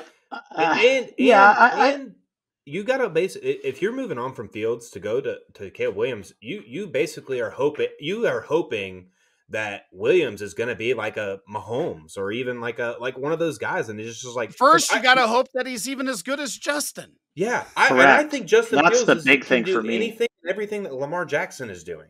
So I just don't like that risk. To me, is not worth. That risk is not. The risk is higher than the reward, in my opinion. The rewards the. I took it a step further though, because the whole point is to figure out. I already talked about how only 17 of them that have played more than 4 games have a winning record in their first 5 years. So I don't care who it is, whether it's Trevor Lawrence, who was supposed to be the guy that immediately turn a program around or whatever. That just doesn't happen. It's just not something that happens. You get lucky with that guy. You don't just pick that guy. You get lucky to find that guy, whether it's Tom Brady in the 6th round or, Roethlisberger that didn't go in the top 10. He won one in his first 5 years, but those guys are going to teams that are already built to win, right? Pittsburgh already had the winning culture. New England was turning it around with Bledsoe when Tom Brady came in there. There's also other circumstances that go into that. But when you look at just quarterbacks winning Super Bowls, the average is the 8th season and 30 years old. So you have to have experience in the NFL to win. And somebody will be like, well, yeah, but Brady won 3 before he was 27. Well, yeah, but then he averages that out with, 3 at 40, 39, 40, and 42 or whatever the hell the ages were. Well, Brady won what, 6 times? 7. Right? Brady has 7, right? There's always going to be outliers. Brady's an outlier. Mahomes is an outlier. Played for frickin' ever. So there's that, too. When I was listening in, when I ran out there for a bit and came back, the thing that I think is, and this is 2 different conversations, right? It's what should the Bears do? Which is, I'm with both of you. I would keep Justin Fields. And then to Rick's conversation of resetting the quarterback market. The only times that I can recall it working, it wasn't even the plan, right? It was Dak Prescott in Dallas when Tony Romo got hurt. It's Russell Wilson in Seattle when they signed what's-his-pickle from Green Bay and gave him all that money. He was supposed to be their starter. And Brock Purdy. And Brock Purdy hasn't even done it yet. But he's enabled them. He's in position. The theory of the resetting the quarterback market is you pay a little there and you can then sprinkle the money around everywhere else. So Brock Purdy has given the Niners the ability to trade for Chase Young and things like that, right? So Those are the only three scenarios where I can think about it. Dak was, I believe, a fourth round quarterback. Russ went in the third round, and we all know that Brock Purdy was Mr. Irrelevant, was the final pick of the seventh round. So any other team that's tried to do this may very well end up doing it, but they will have to pay that quarterback that they're resetting with before they're going to do it. If history is any indicator, and I'm a big believer of the past should shape your future. Like I've tracked guys, every guy drafted from 2000 to this year, and I work on a hit rate thing, and I look at what are the percentages of them hitting, and it's way lower than people think it is. Like way lower, especially when you leave quarterback position. When you leave the first round, it drops off a cliff. But for every Patrick Mahomes and anyone else, there's a Paxton Lynch, a Josh Rosen, a Jamarcus Russell. There's so many guys that have been drafted that fell off. And maybe Caleb is a unicorn. And I'm the first guy to admit I need to watch a hell of a lot more of him to get up to speed on what he is and what he can be. But Trevor Lawrence was a unicorn. Andrew Luck was a unicorn. Andrew Luck. Jameis Winston was a unicorn. Yeah, like generational. Like we use that, I think, a little bit too much time. Was a fucking unicorn. That was right. The whole thing about I just think, you know, Matt Leinart was a Heisman Trophy winning quarterback who looked awesome. That was not. So I think for me, and I look at this more as a dynasty football manager than a football fan for this scenario, is my dad always told me the devil you know is better than the devil you don't. I'm going to bat with the devil I know. And in this situation, it's Justin Fields. And my last point here is, if I thought the Bears were one player away from being a Super Bowl team and that one player was quarterback, I might make this move.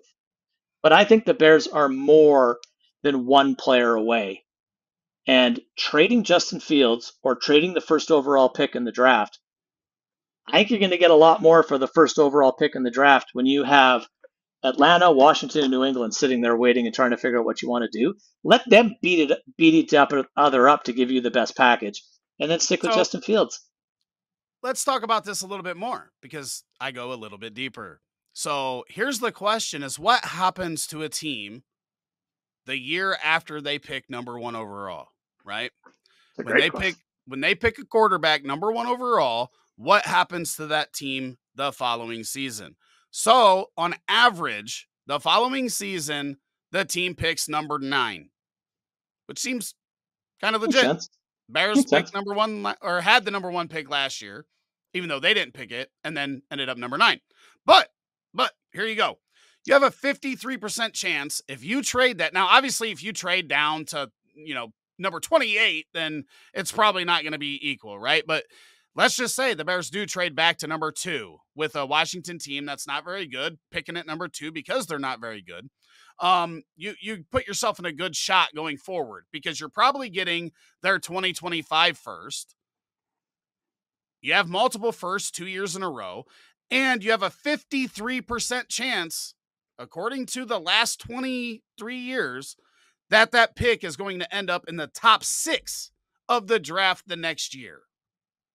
So you've got 9 times out of the 17 that the team picked in the top 6 the following year. So you're giving yourself a chance to pick up another top 5, 6 asset the following year. Guess what? You don't think that works? You don't think that's a good plan? Guess what the Bears did last year? They traded back from number 1. They have the number 1 the next year, and it's not their pick. So you put yourself in that position to potentially get another top 5 pick next year. Plus, you're getting that number 2 pick this year. So you're getting Marvin Harrison. You're getting that future pick, multiple picks. And for the people that say, well, yeah, but you can reset the quarterback money. Are you telling me that if Marvin Harrison is one of the top wide receivers in the NFL, that you're not saving money by having Marvin Harrison on your team on a rookie deal? I don't think people factor this in at all. And then when you factor in, okay, well, maybe I get next year's first and 2 seconds, and you get another top 5 pick next year on a rookie deal that ends up turning out pretty well. You're saving money all over the place. This is like it's like the whole argument of positional advantage in fantasy football, right? Like your points can come from anywhere. It doesn't matter what position they come from. It matters that your team scores points and that you score the most points, not that you win at a position. And I think that's where the Bears are. But this wasn't even really. I wanted to do the research. I wanted to see if this is even a real thing. And when it happens and it works, it's accidental. And sometimes you find a unicorn like Patrick Mahomes or Ben Roethlisberger at 11. But picking in the top 10 sets your franchise back 5 years. Like you're not winning Super Bowls in the first 5 years. It's just proven. Only 2 of them in the top 10. And unless you get lucky later in the draft when it wasn't even like Sully said, it's happened more times when it wasn't the plan than it has being the plan. And I think people just they get too much into that. And I still don't know where this comes from. I don't know why people keep saying like you got to reset the quarterback clock. For me, especially in Chicago, who's had 36 starting quarterbacks since Brett Favre started his first game for the Packers, I'm tired of resetting the fucking quarterback clock and it not work. Like it's been over and over and over and over. And it's time to that end. Now, luckily for me, I trust in polls. Like I said earlier, really through the draft, really free agency. Not all the guys have been big names, but they've all done pretty well. He turned around the worst rushing defense into the second best rushing defense in the league in 1 year without bringing on a superstar caliber interior defensive lineman, right? He drafted a couple guys, brought in some guys that were cast-offs on other teams. I trust in Ryan Poles. I think he knows how to find talent. I think trading back, eliminating all the shit that's been hard for you at wide receiver, because now you're taking the least risky wide receiver in the draft. If that doesn't work out, nobody blames you that Marvin Harrison didn't work out unless you do what Atlanta did to Kyle Pitts, right? But if he just ends up not being very good, everybody in the world thought he was good. So that's where I'm at. Yeah, I think the other component too is sort of draw a comparison to the Bengals in retrospect. Now they didn't have a quarterback when they ended up with the first overall pick of any note, but what's been created there is, so Joe Burrow takes over as their starting quarterback, as everyone knows, and does get to a Super Bowl at a pretty early age and doesn't win it, whatever happens. But when you reset the quarterback market, you got to pay other guys, right? So Chicago is better off, to me, of keeping the quarterback that you have and adding a Marvin Harrison Jr., because eventually those guys are going to be up as well. And that's where the Bengals are now, right? Like Higgins is up. Chase is right behind him. There's so many other layers to building a championship team other than just the quarterback. And that's without any risk to the quarterback position. You already have your quarterback in place. I just think Caleb Williams, if he's as good as Justin Fields, what's the point? Like, it just doesn't make any sense to me.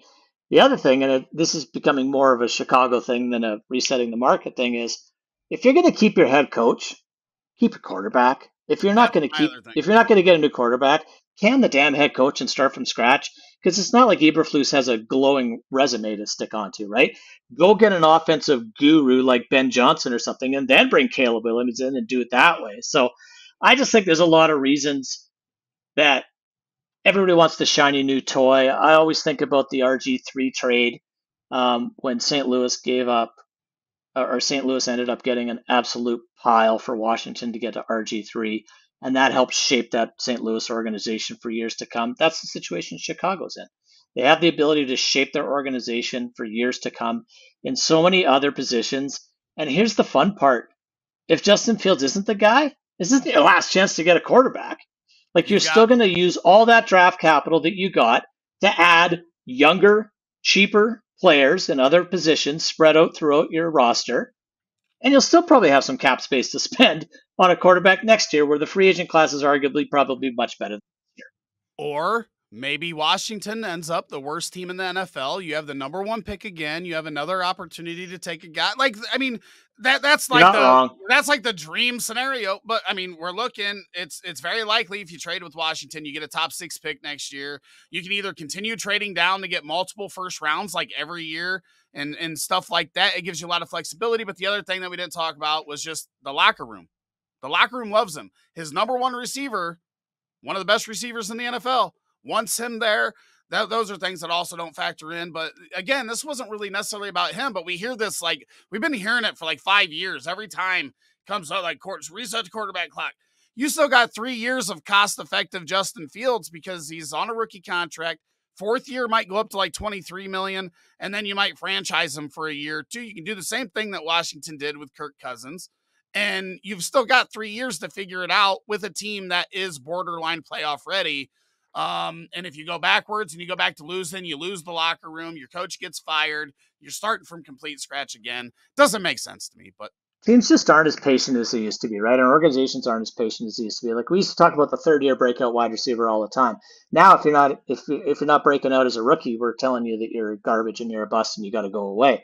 The tight end position, forever, it took like 5 seasons for a guy to get used to how to block and how to run a route at the professional level to be of any relevance. Now, we've just had a pretty good rookie tight end class. So now we're going to think the tight ends are crap if they're not good after 2 seasons. The quarterback position, I don't know how you expect a guy to walk in off the street, and I understand that they play a lot more pro-style offense in college than they ever have before. But this is hard. This is really hard. Like, we talked about Justin Herbert earlier. He looked like a guy that maybe was resetting the market. And then Joe Burrow was looking as a guy that maybe could be an example. But neither one of these guys won either. And Patrick Mahomes is an absolute unicorn. A much better quarterback than I think anybody thought he was going to be. And like I said before, the only guys that have really truly reset are those 3 guys that I mentioned, and only one of those teams won a Super Bowl so far. San Francisco could, but Dak hasn't won a Super Bowl. Russell Wilson did, but I don't even know if he did it on a rookie deal. Like, I don't know how far deep he was in, because he would have only had 4 years. He would only had 4 years, though. So I don't know if he did. Well, yeah, but I would have counted him in the 5 just because first 5 years, that's normal rookie deal or whatever. But well, you only get that 5th year first rounder. That's all I'm saying, right? But one of those guys was Kurt Warner, who was in his 3rd year, but he was also 29 and didn't have a job because he wasn't good enough coming out of college. Well, he had a job, but it was putting cans on a shelf at a grocery store. Right. So, Bryce, you've been real quiet. Anything to add? No, I mean, I don't think there is much more to add. I kind of got my 2 cents in earlier, but I mean, I agree. I just agree with everything, and Sully kind of alluded to it again. And it's just, football's a team sport. You can't just think one position is going to fix your team. And the Bears just have the opportunity to surround themselves with a lot more talent to help out Justin Fields than it would be to trade him, get very minimal back, and try and fill all those holes that you need to fill with just Caleb Williams. There, you get way more out of trading that pick. I will say this one thing, because I didn't even get into the quarterback salaries when they won, because I mapped all that too. Because you guys know I'm psycho, and I'm going to make sure I have every detail I need. But just so everybody knows, Tom Brady won 2 Super Bowls that lead all the Super Bowl winners since 2000 in percentage of team salary at 15%. He did it with Buccaneers, and he did it once with the Patriots. So you can win if you have the right quarterback on a big deal. And you're going to see it with maybe Patrick Mahomes this year. But then again, look at the 4 quarterbacks that we're going to see tomorrow. 2 of them top 10, right? And the other 2 outside the top 10 in the draft, right? Pretty. Well, so when the playoffs started, did they play when today? The playoffs started, yeah, they play today. They play today. He's been diving into so many numbers, he doesn't know what day it is. When the playoffs started, I believe it was every team after Super Wild Card weekend, every team had a first-round drafted quarterback as their starter, except for the Niners. Right. I meant we have 2 of them were top 10 picks that were in this pool of players that I talked about, and then we've got Lamar Jackson, who was 30th or whatever. Well, Goff went first overall, didn't he? Yeah. That's what I'm saying. Goff and Mahomes, top 10 picks. Yeah. And then we've got the other side of this with guys that were taken. Lamar, 30th or whatever overall. 32nd. 30, the last pick in the draft. Yeah. So there are multiple ways to win. But the typical quickest route is to build a good team rather than just draft a quarterback in the top 10. 100%. I'm not going to fight that at all. And I think rising tides lifts all boats, and other cheesy phrases that I can come up with. When you can trade one player and turn it into 4 or 5 and still have good quality players with those acquisitions, it's just going to make your whole team better.